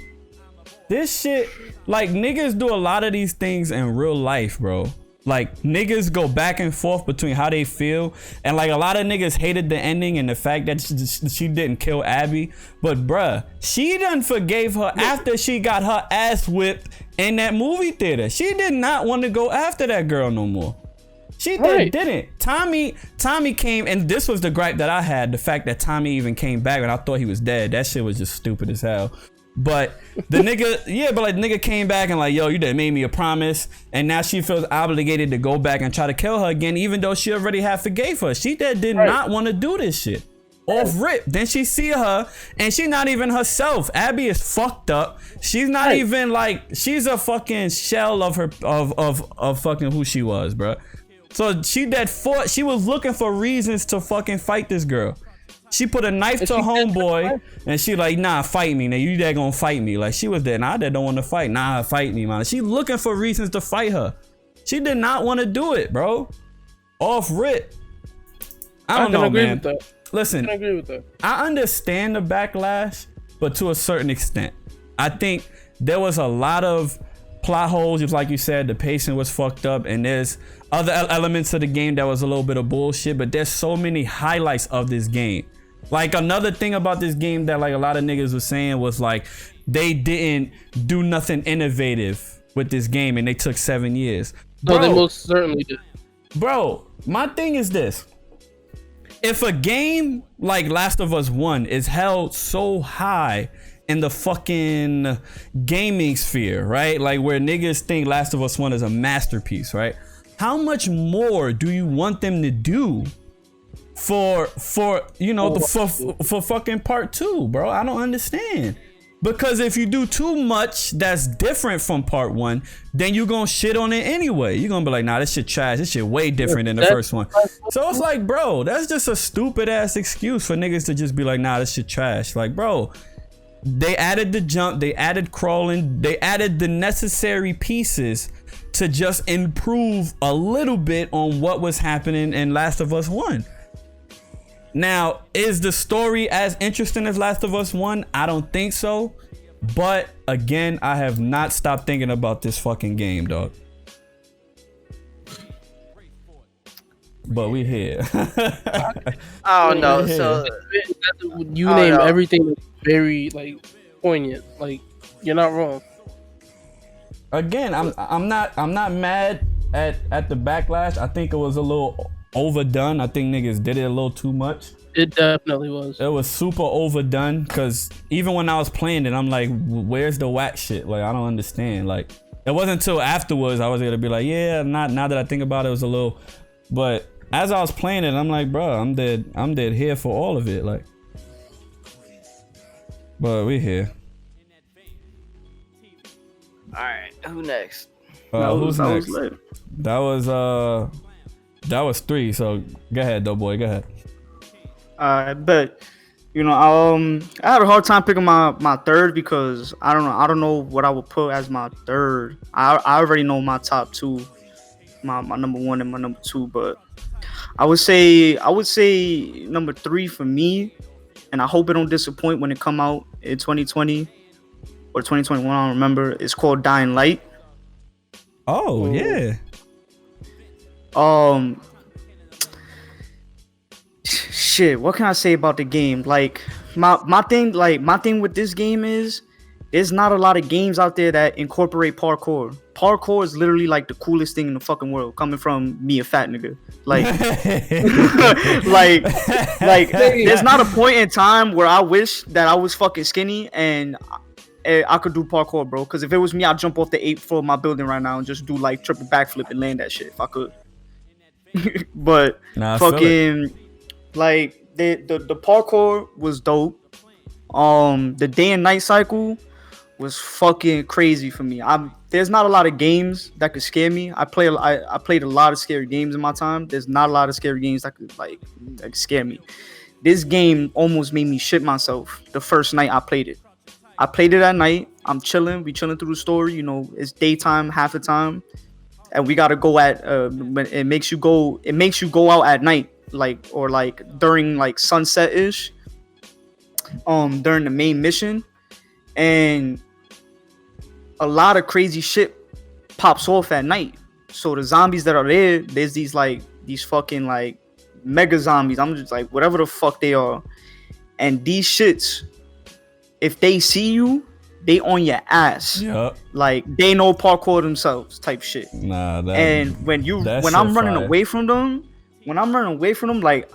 like I shit myself when these niggas are coming after me, bro. Because sometimes it's not even one, bro. It's 4 of them bitches on you. Elder Scrolls. That's that true. My fault. No, you good. The gameplay was pretty solid because there was definitely different ways you could go about it. There was shooting, and then there was melee weapons on top of the environment. The environment was so good. The environment is super adaptive to whatever you got to do. You running away from something, you could run away from something. You want to fight? There's traps probably down somewhere down the block that you could use to go fight and do shit like that. The story was I don't remember if I beat it or not, but I definitely got really far into it because there's definitely another city that you go into when you get deeper into the storyline. And I personally like the second city because the second city, I'm not gonna say it limited you from running away from shit, but the buildings were so high that if you didn't really plan a route out, it was either do or die. Yep. Type shit. That's that true. So on top of that, there was definitely some Easter eggs in there that was some pretty dope Easter eggs, but like the overall gameplay was very solid for me. The night cycle made me the nighttime made me not want to come out at night. I'd only do shit in the morning sometimes. Like I would go back to a main base, go to sleep, wait for the morning, and come back out. But if I was feeling like a champ, I'm out there. Yeah, if I was feeling froggy, bro, catch me at night. But like the game was definitely solid. They were from my point of view. Co-op too. Yeah, it definitely was fun in co-op. Super definitely was co-op. fun. I definitely didn't see any problems with the game. The skill trees, the leveling up was good. Mm-hmm. It had everything that I like. You know, you had to get materials to upgrade your shit, to make new shit. The questing was good. I think it's one of those games where like Borderlands or some shit like that. That fucking, if you go back, you still had shit to do. Right. If you wanted to. My favorite things was the time trials where you had to basically just run. The time trials were dope for me because it was just straight up parkour. Yeah, all from beginning to end. And I didn't really see a problem with the game. Some of these people were like dead ass wilding. Like some of these people were dead ass wild. Some of them were dead ass chill. There was a lot of personalities in the game, and I didn't really see any bugs with it. I didn't really, from my point of view, there probably was, but when I was playing it, nothing really crazy happened with me. Overall, yeah, if I had to rate it out of a 10, I'd probably give it like a 8.5, like a 9. Okay, it was definitely solid, and I really hope Dying Light 2 it looks very promising. Very, very promising. I actually forgot about Dying Light, bro. I used to love Dying Light, bro. I was on that shit heavy, dog.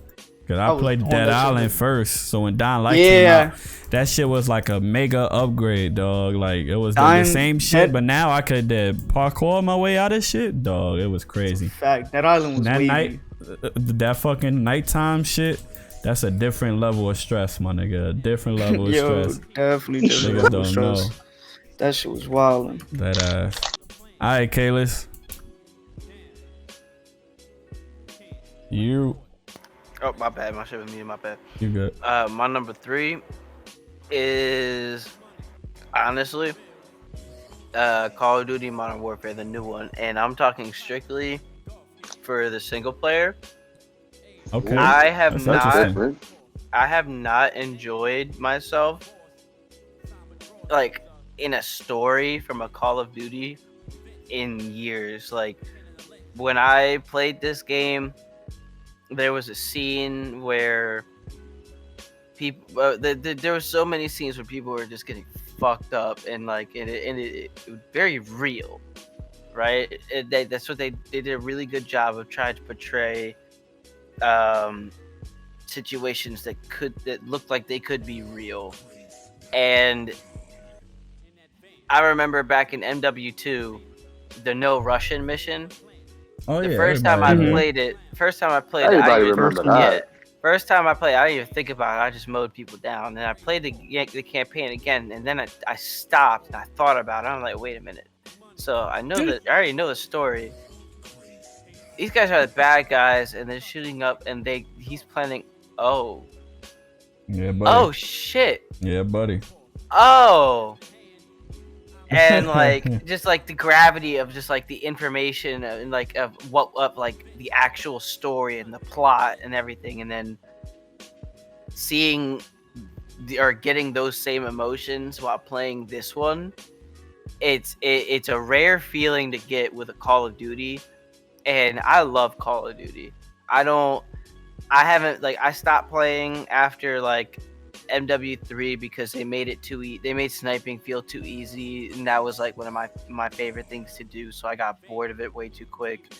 But I love Call of Duty. I love the stories that they made going all the way back to like COD 2, you know. So like, yeah, I'm a big Call of Duty fan. I feel that. And so getting a good story and like being hyped for the sequel, you know, for the next in Modern Warfare, because like they rebooted the previous series, and like they've at the end, if you beat the campaign, there's a scene where they they start listing off like Ghost, all the Gaz, everybody else and shit like that, from like Soap. Soap isn't even a playable character yet in Warzone, but you know he's gonna be in the next Modern Warfare, you know. Right. So it's like I'm hyped for that because I'm hyped to see Soap again. I'm hyped to see what kind of what story they're gonna take this on, because there was they're taking elements from COD 4 where like Zakayev, the old man, right? Where fucking remember where you were chasing after his son, and then his son kills himself so you couldn't take him.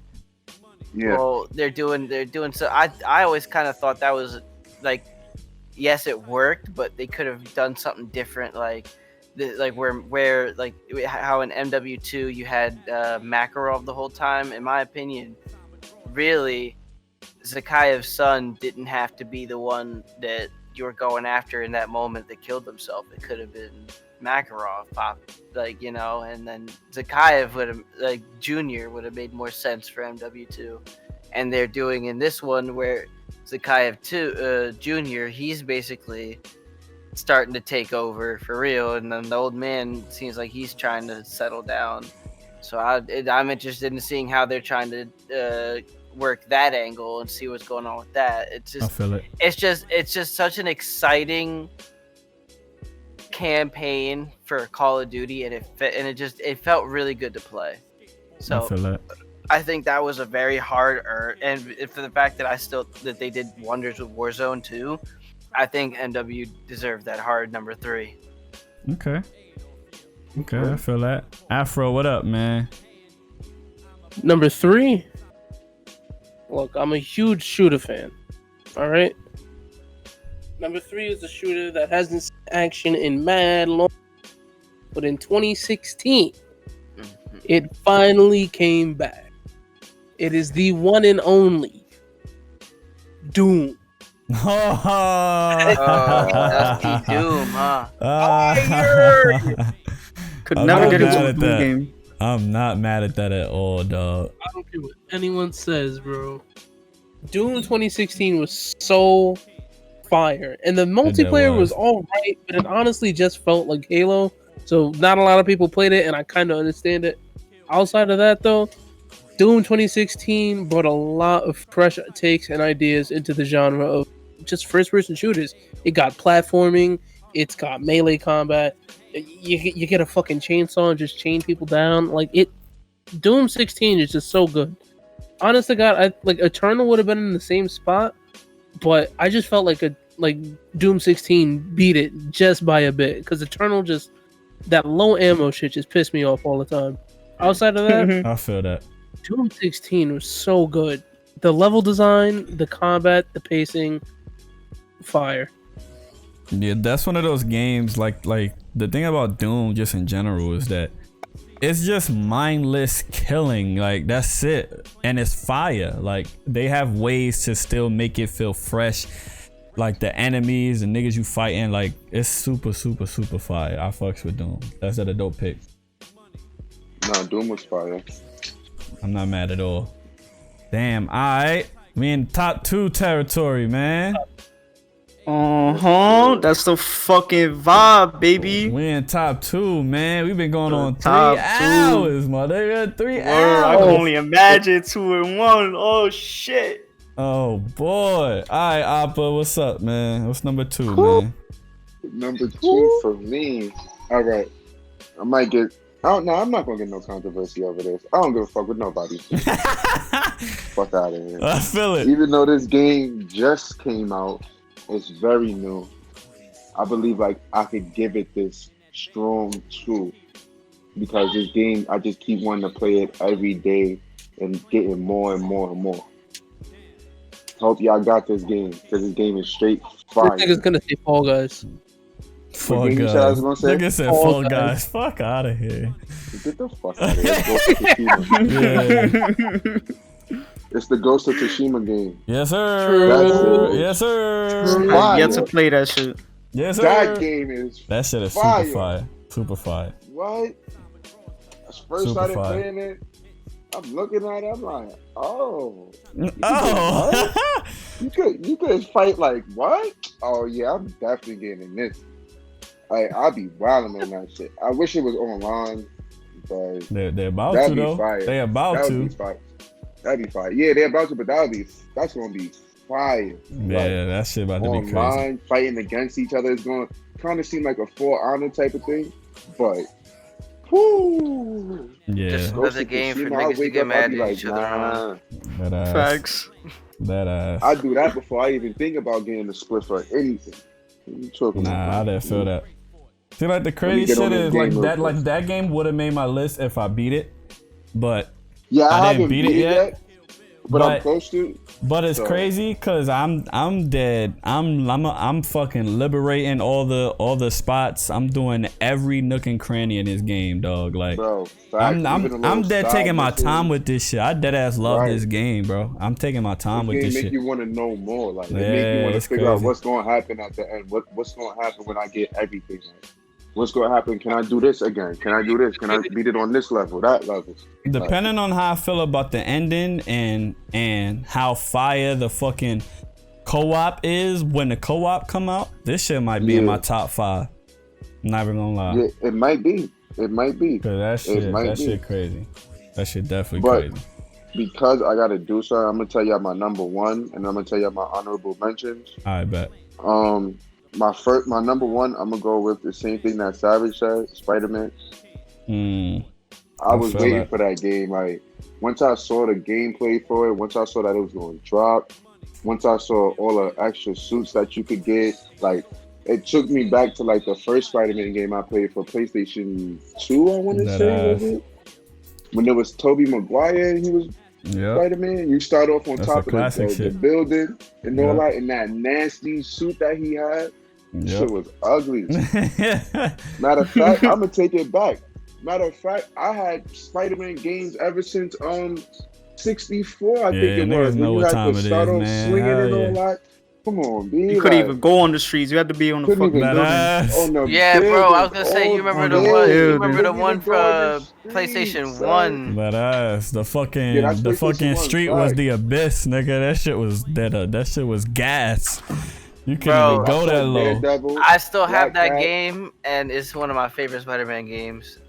Classic. That specific one. That's classic, man. Word. I haven't beat, bro. To this day, I haven't beat it, and I'm mad. And I need a new fucking PlayStation 2 controller so I can play it. Nah, I feel I'm trying to think because I would do my honorable mentions off the dome. All right. One game I'm gonna honorably mention, and this is not every single one of them, but I'm gonna say from Madden, I want to say Madden 10 till now. I'm gonna put that in honorable mention. Matter of fact, I can't do that. Because we can't forget my son Michael Vick, but we're not gonna do that because that's OD. That's OD. But I'll say Madden 20. I'll put that in my honorable mentions right now because I feel like it's a different game from all the other Maddens. Like they actually tried to make it seem like you was actually playing a football game and not on some like, oh, this is a video game type shit. Another honorable mention. You might have a agreement. I'm gonna put Smite. Okay. That game was good back in the day. Yeah, like back in the day. That's why I'm gonna give it an honorable mention because it was a game that I feel like everybody was playing at one point in time, especially for like MMO games. Let me see. Another honorable mention. Ooh, shit. Yeah, buddy. You know what I'm gonna go with? Because my son Debo said he a fan of martial arts, I'm gonna go with Absolver. Yes, sir. In the honorable mention, because I actually pre-ordered that game and waited for that game. The day that it dropped, I think you could make your own styles and all that. I made a boxing / some other shit. I think it's boxing / fight.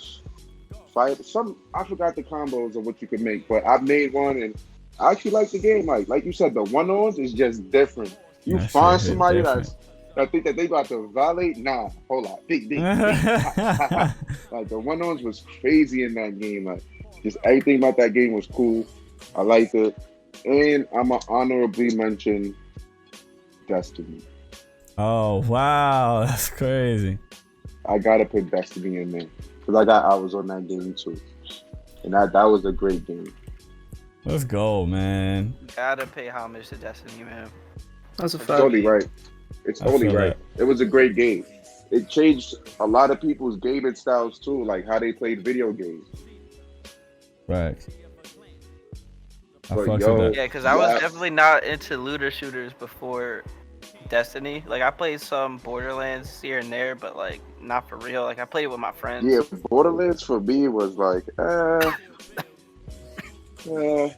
I'll fuck with it, but I couldn't really get into it.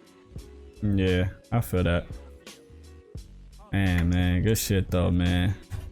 Good shit. But y'all definitely, y'all can follow me on Instagram, Appa.tv. I got comedy videos up there. Y'all can add me on Facebook, Appa Festa. I'll come up.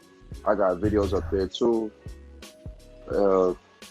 Whenever you need me to do anything, I don't mind coming out again. Yes, sir. Nice meeting y'all, of course. You know the vibes, y'all. Bro. You already know, bro. Nice seeing you, bro. Nice meeting you. Yeah, for real. Of course, y'all. You already know, bro. Alright, be easy. Damn, the last of the Mohegans, man. Last of the Mohegans, man. And we're on the top 2. We on in the top 2, man. I guess I'll go. I mean, we already mentioned this game, but I'm gonna say Apex Legends. Is my number 2. Apex, my number 2. It's one of those games. I think the way it dropped too, like there was no prior announcement, my nigga. This shit just came out, bro, and it was just fire, bro. Like they changed the ping system, just the fucking fast pacing, the fucking parkour element. Like it's just solid, bro. It's just a solid game. Niggas already said enough about it, but that's my number 2, man. Apex Legends. Alright, I'll go next, get mine out the way because it's probably the most hated, but I don't care what anybody says. It changed the game entirely, and the aspect that they added to it, even as sweaty as it's gotten, it's still probably one of the funnest things a game has added to a shooter.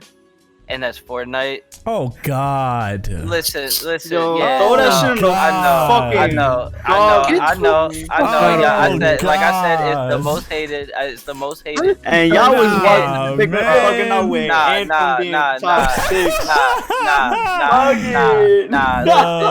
Listen, you can't tell me there wasn't a time when you got on Fortnite back in the day when it wasn't trash, because right now it's trash. But I'm talking about, I put it up there for the game that it was and the game that I fell in love with and put hours into. It was a fun game. It was solid. It was like the updates were good. The events, the in-game events, to this day you can't beat it. Like no other game really can. Even the shitty ones I got now, like with these fucking concerts or whatever. That's like, fire. That's fire. No game is doing the in-game events that Fortnite, like, bro. I remember I missed the rocket launch. I was at work. I was hot. First thing I did, I got home. I checked out what was going on, played the game, bro. I remember back in the day when building was like not a thing. I was bored as shit one day. I went into squads by myself. I went into Dusty Divot when there was all the trees in there. I broke down a bunch of trees, found a nice little spot, built a whole 2-story house. The only reason I wasn't able to put a roof on it was because the zone was coming at me, so I had to leave. But basically built the entire 2-story house just to do it. And then I went on to win the game in squads. Nuts. Like, bro, like there was just classic Fortnite, one of the best games of all time. I don't care what anybody says. I'm with the shit. I'm with the shit. I'm with the shits because you was ass. Because you was ass. Bro, that's why. Because you was ass. First of all, let me tell you something. You mean the game was ass? Yeah, no, let me tell you something. That game, no. First of all, the game was easy as fuck. That shit is dead easy. Like, it's an easy as fuck game. So it's not even like Nick. I mean, of course, there's niggas that there's dead professional niggas who's dead on a different tier. But the game itself is an easy pickup. I mean, 14-year-olds be on smoking crack. Right. Nigga, there's that a 6-year-old that comes to my house every weekend and that spanks niggas every time, bro. But the kid at bro, this dude will be bodying people on it is crazy. They'll just learn shit and they'll just do it. The thing is this, right? I guess I can give you Fortnite when it first came out. Like, before they started adding dumb shit, right? Yes, because there's a lot of dumb shit right now. But them adding the dumb shit and they just keep piling on the dumb shit is why I cannot fuck with this game, bro. So, no, look. I completely am on the side of, like, right now, Fortnite is trash. You will, like, I'll hop on the game maybe once in a blue moon if I'm bored. And honestly, I have what's it called? I bought the Founders Pack, so I have to save the world. That's kind of like, that's a good time waster. I get to get the building, get the shooting. I don't really I could chill. Like, just like with my whole point about Fortnite itself, like why it's so high on my list is because the game that it was, and again, this is before they added the dumb shit, like the mythic items and all this other fucking shit. Like before Chapter 2, when it was fun, right? I'd even argue before that, dog. But we here, bro. Yeah, even before that, there's a lot of things about Fortnite which made it fun. And again, there was just something to me about, again, the building and being able to outplay people certain ways, learning, like. Because, like, I'm bad at it, but I like chess. And like you said, with building is got, or someone or whoever said, like, it's kind of like chess with it a little bit. It was fun. Nowadays, it's all about editing, and it's not the same. It's boring. It's fucking it's lame to me. Like, I can't play that shit. They started adding so many unnecessary things to the game. Mm-hmm. I think what they should have done, right, to keep the game at least as close to OG Fortnite, is to just make separate modes for those extra things that you want to do. Now, granted, they do have extra modes like the fucking party mode, and they got the fucking creative mode and all that other good shit, right? Right. But they, like, I feel like as soon as they started adding mechs and niggas shitting on the mechs, everybody agrees. And then they started adding, they started just adding the dumb shit, bro. Right now they got fucking sharks, dog. So, what is happening? So listen. What the fuck am I fighting a shark for, my nigga? And that shit don't even stay in the water. That shit come in the building, my nigga. What the fuck is going on in this game? That shit is crazy. Listen. I understand. I'm talking. So if we're gonna put a mark on it, we're gonna go Fortnite every season up until the mechs, right? That was the biggest game of all time. Save League of Legends. League of Legends is trash. It's still the biggest game in the world, and you can't tell me otherwise. I don't know. No, that's not. It's not debatable. It's not debatable. Yeah, it is. If you look at the LCS, if you look at the LCS and you look at everything involving League, there's a ridiculous amount of people playing League. No, I agree. Just because a lot of people play it doesn't mean that it's the biggest. I'm not saying like fan wise. I'm saying competitor wise, it's the biggest. Well, okay, I guess. Yeah. Competitively, yes. I'll give you competitively. Competitive. I'm not like esports wise, like fan wise. Not a lot of people are watching the LCS. It's overhyped. Not like I'm not a fan. I'm not a fan of League. I don't really watch League. But like League after season 4. No one can tell me wrong. You said what? No, League died when it hit season 4. Season 3 was the best. And League died when it came out. I mean, League died when it was still Dota 1. Listen, either way. Back to Fortnite. It did numbers that no other games could do. It made changes that it made other game companies and other games change into like to get like if it wasn't for Fortnite, you wouldn't have gotten Apex. Like that's you wouldn't have got like Apex. Look, Apex came out strong as a competitor to come after to try to compete into the what's it called battle royale market. Yeah, that's what I'm saying. Battle royale market that was basically dominated by Fortnite, right? But Fortnite is always gonna have a bigger audience than every other BR.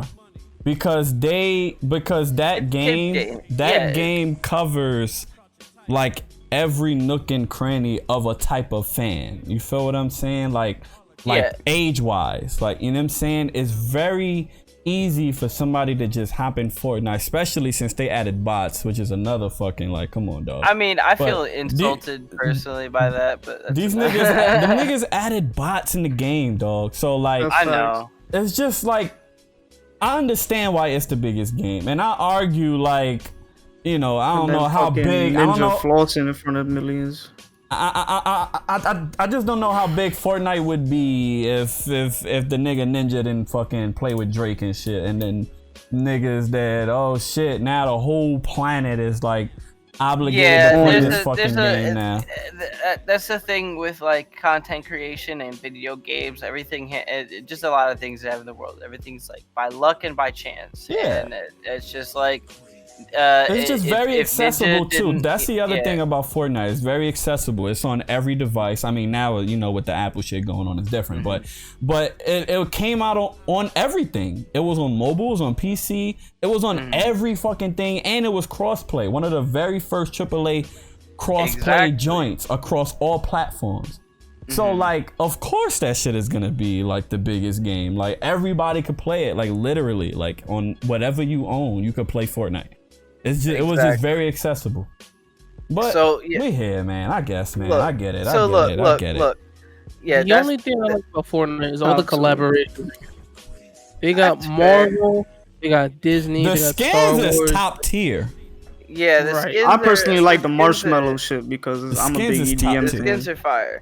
Look, all I'm saying, forget the skins, forget all the other bullshit, forget the bullshit they added. Going down to the core of the game, Fortnite is one of the funnest games I've ever played, and I feel you, man. No one can tell me otherwise. You won't catch me playing it too much now, but I'm going by your rules. Games that have touched me, games that I feel like deserve the spots that they deserve. Fortnite, I've spent countless hours playing, trying to get better, trying to like be good at a game, even though I was bad. You know, I was never really good at the game, but it was fun enough to keep me from playing just about any other game for a solid like 2 years.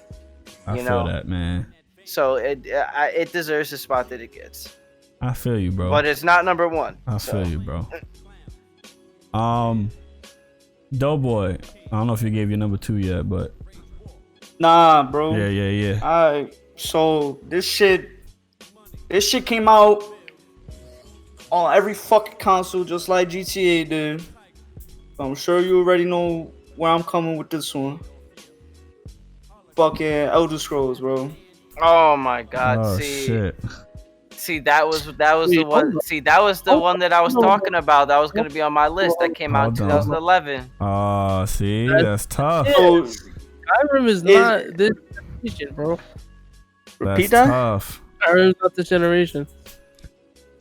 That's tough, man. That's tough. That's true. So don't that's get true. It was re-released. He is right. It was re-released on so many consoles that it's hard for it not to have been a part of somebody's generation, like from late 2013 onward. I feel that. That's tough though, man. That's tough. That's not this generation, man. Go ahead. Skip me for now. I'll come back. Right. I'll find some shit. I don't even gotta talk to anymore.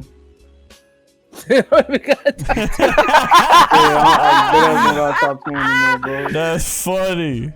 Number 2, we already passed it. People already talked about it. Witcher 3, dude. Yeah, I feel that. Yo, that game had me enthralled front to back, left, right, and center, dude. That Witcher 3 is one of the best games to ever come out within this generation, within all time, honestly. I beat your ass in Gwent. No, you wouldn't. No, you wouldn't. Beat your ass in Gwent. No, you wouldn't. The new Gwent or the Gwent in Witcher 3? Because they're different. Okay, then maybe you. I don't know the new one. The new Gwent is a bit different. I know Witcher 3. I got rid of the third row, so you just have 2 rows, and now you draw 3 cards at the beginning of your beginning of the turn. Not turn. Beginning of the round. Yeah. That's it, yo. Yeah, Witcher 3. It was fire from front to back, left to right, front and center. Like it was just. It was crazy. Every like small mission that you get, like side quests, straight up felt like a mission. It straight up felt like this is like a main storyline. I have to go find fucking dog. Nah, I feel like I got to do this because like all of it is voice acted. All of it is like perfectly like animated and all that. This shit was fire, dude. Witcher 3 was fire. I believe it. I never played it, dog. I never played that fucking game. But I don't know if you'd like it. I don't know if you'd like it, but it was super good. I believe it. I definitely believe it, man. DoughBoy, what up, man? You ain't got none yet? Nah, bro. Just skip my top. Just skip my 2, bro. I don't even got it. Oh God, bro. What was your number 1? What was your number 1 if you're gonna skip it? Alright, so I bet. So my number 1 is Kingdom Hearts 3. No cap. That's a fair one. Wow. No fucking cap. Wow. I'm drinking out of a Kingdom Hearts glass cup. I got the heartless symbol laying right here on my left forearm, bro. Kingdom Hearts is my whole world, my nigga. Like if somebody told me, rip your heart out or this game is going to die. Catch you in hell, homie. Catch you in hell, homie. Catch you in hell, bro. Cause that one, bro. That's crazy. The soundtrack lit. I like a lot of Disney movies and shows and shit. So everything from all the Kingdom Hearts shit is from the Disney shit is all lit. Like the only world I wish they would have added I'm forgetting the fucking name of it. I'll think about it. I'm gonna think about it. But there was like a couple worlds they definitely could have added to Kingdom Hearts 3 that would have made this shit so much fire. Honestly, I dislike the Frozen world they had in that shit, but that's just me. You know they was gonna add that shit though. I knew they was gonna add it, but that shit. It wasn't hitting for nothing for me. But you know the gameplay was lit. For me, the gameplay was lit. The story is ever confusing, just like the whole damn series. So the only way you're gonna learn about the series is if you play all the other games from all the way down the line, beginning from fucking Game Boy Advance. Fucking, I enjoy everything, bro. Like the characters, you know, my nigga Mickey go dumb hard in the paint. Like they ain't nothing. my son Mickey is literally the OG, bro. Like the only nigga there that have a gold keyblade. Like how you dripped with the gold keyblade. Nah, I feel the that, fuck, bro. you may have all the other different keyblades, but he's got the drip, the old gold shit. Just hold that shit. Fucking. I feel that. The transformations are lit. All the Disney characters that you could use, like as your little like side, like your little abilities and shit. Those are all dope. What else? The boss fights. The boss fights are dead ass like really lit. I beat the game on the hardest difficulty. I beat the game in one night. Like that's the day it dropped is the day I beat it. Damn. Beat it in one session. Damn. I streamed it all from my PS4. Right. Okay. Yeah, yo, Kingdom Hearts is my life. The story, like I said, is confusing, but it's well worth it in my opinion if you learn everything. It's just fucking like 10 out of 10 for me, bro. Like I don't have this. I like the tattoo I have on my forearm. I had it planned since I was 16, bro. Damn. 16. I envisioned it on my arm, and as soon as I turned 18, fucking 10 o'clock at night, went to a tattoo parlor. Said, "Yo, I want this shit right here. Thank you." I feel that. Went to McDonald's, like right down the block, and ate because McDonald's. I ain't eat shit that whole day. So when I got out, I was lightheaded. Damn, but yo, Kingdom Hearts is my life, bro. And I'm waiting for the orchestra to pop up because the orchestra that makes the Kingdom Hearts music live. They come down here in New York, and I think they go to Radio City or some shit. And they always there like every year, bro. And I'm trying to go get tickets to that, go by myself or with somebody else. The game is just great for me, bro. Like that's your life, even bro. like from two when they had like from 2 to 1 like the soundtrack, like, and then they bring it back and they like revamp it a little bit, the song, like shit hits you, like shit hits the heart. No shit hits the heart. That shit touched you, bro. I feel it. Yeah, this is really, really, really fucking good single player game, bro. That's how I feel with the Halo soundtrack. Okay, and my favorite world was from Big Hero 6. Because Big Hero 6 was dead ass a wavy ass movie. Alright, so the thing I got about Kingdom Hearts 3 is that they had like 5 worlds? You play Kingdom Hearts 2, 1, fucking the GBA one, it was like 9, 10, 13. It was like there's so much shit in the first Kingdom Hearts. It's like 3 was kind of a slap to the face for me. I really did not like 3.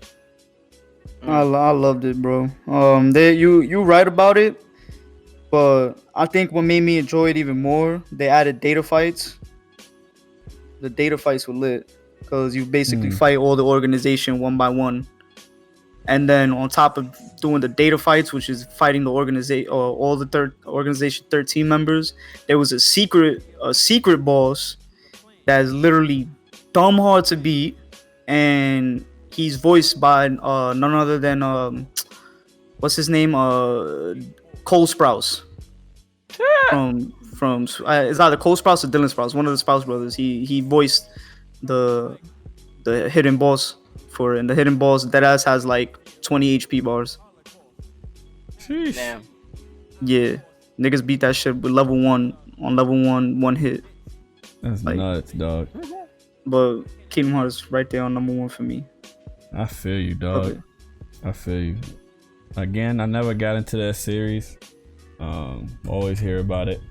I heard niggas was coming at part 3 a little bit, but I didn't understand it because I didn't play the other 2, so I ain't really have much to say about it. It ended so like it was like so confusing, the ending, and just like every other fucking Kingdom Hearts game. Only way you're gonna fucking really know what's popping is playing all the other games. I feel that. Number 1. What's man. the word? What's the word? Number 1, baby. Oh! Alright, so first of all, the thing about me, right, is I'm not big, or I was never big on playing games on hard. He trying to make excuses for his trash ass pick. It's like, no. What you mean? It's like, nah. So, like, I never played games on hard, right? That was never really my bag. I used to just play games just regular, you know what I'm saying? Just running through whatever, right? When this game came out, right? A big thing about me and games, like I said earlier, is the aesthetics of it, right? There's other games that's like it, but I think the aesthetics of this one pulled me in and changed the way that I play games probably for the rest of my life. And this game is dead. Sekiro Shadows Die Twice, dog. I knew it was gonna be Sekiro for you, dude. I knew it, bro. When I tell you, like, again, there's fucking Dark Souls, there's fucking Bloodborne, there's other games that, you know, it's just hard as fuck, but it's back to the aesthetic thing, man. Like, I'm not super heavy in like knights and shit, and I'm not super heavy in the goth aesthetic that they had going on with Bloodborne. I don't think it was a terrible game, but bruh, the whole fucking feudal fucking Japan shit, dog. Bro, this game, I'm in love with this game, dog. I'll give this shit an 11 out of 10, bro. Like, I cannot get enough of this game. I still play it. I beat it like 3 times to get the different endings, the different ending bosses at the end.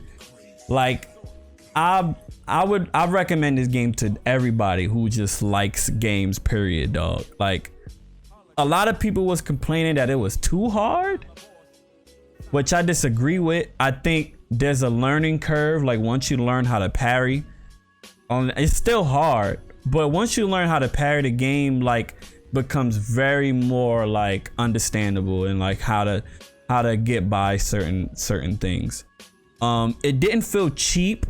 There was a lot of raging that I had in the game, but it didn't feel cheap. I didn't feel like the game cheated me at any point. It just felt like I had to get good, my nigga. I just had to get good, and it forced me to do that because there was no difficulty setting. It was just that. Like, it was like you just had to get with it.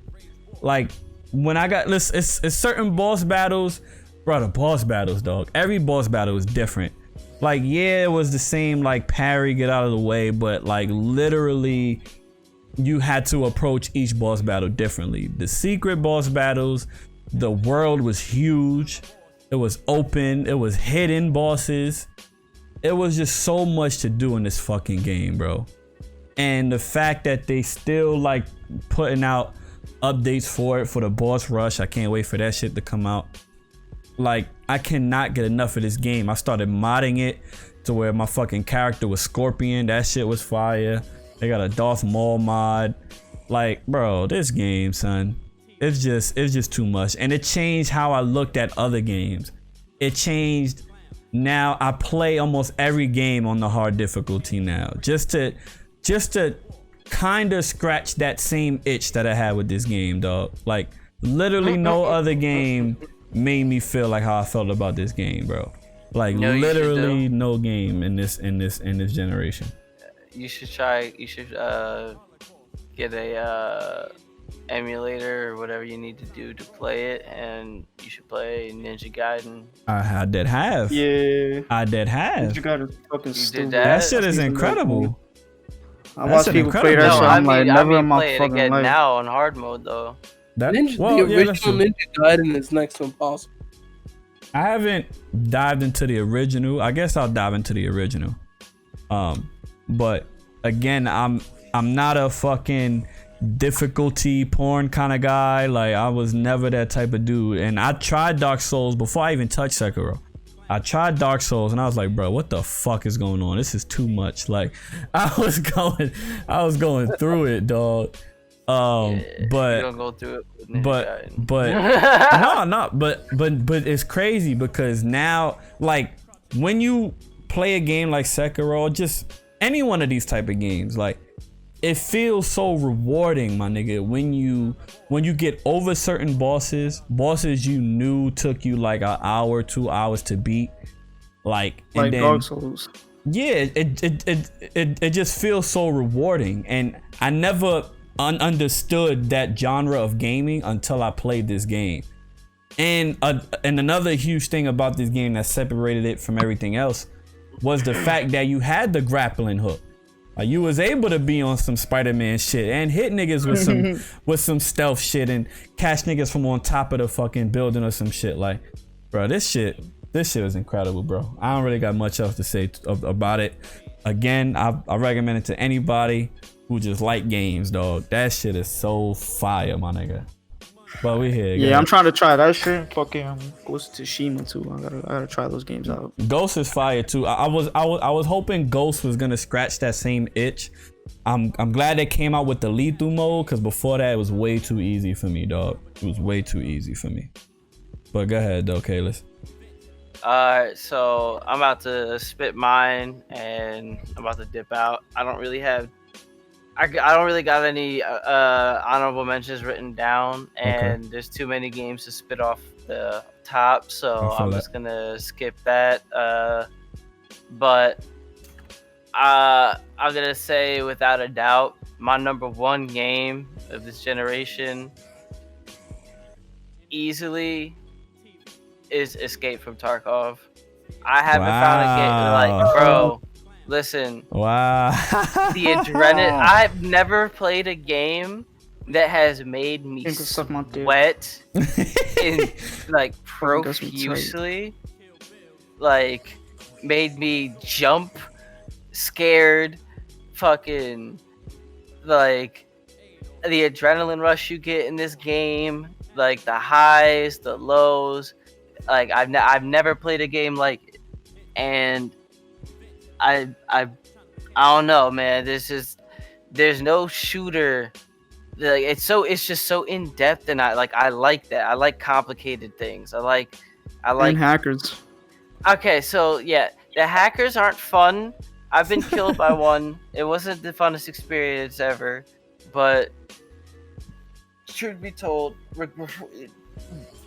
that aside, it was just the experience that I had playing the game, or that I have playing this game, is just no other game has come close.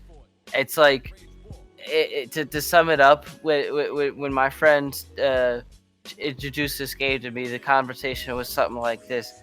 They were like, "Hey, bro, check this out. I found crack." I was on that Tarkov wave for a bit too. I'm not gonna lie. Like I was definitely on that shit. Like it's definitely a fun game. Definitely like high intense. Even when there's nobody shooting at you, somebody could just pop out of the corner out of nowhere, bro, and like you just get burnt.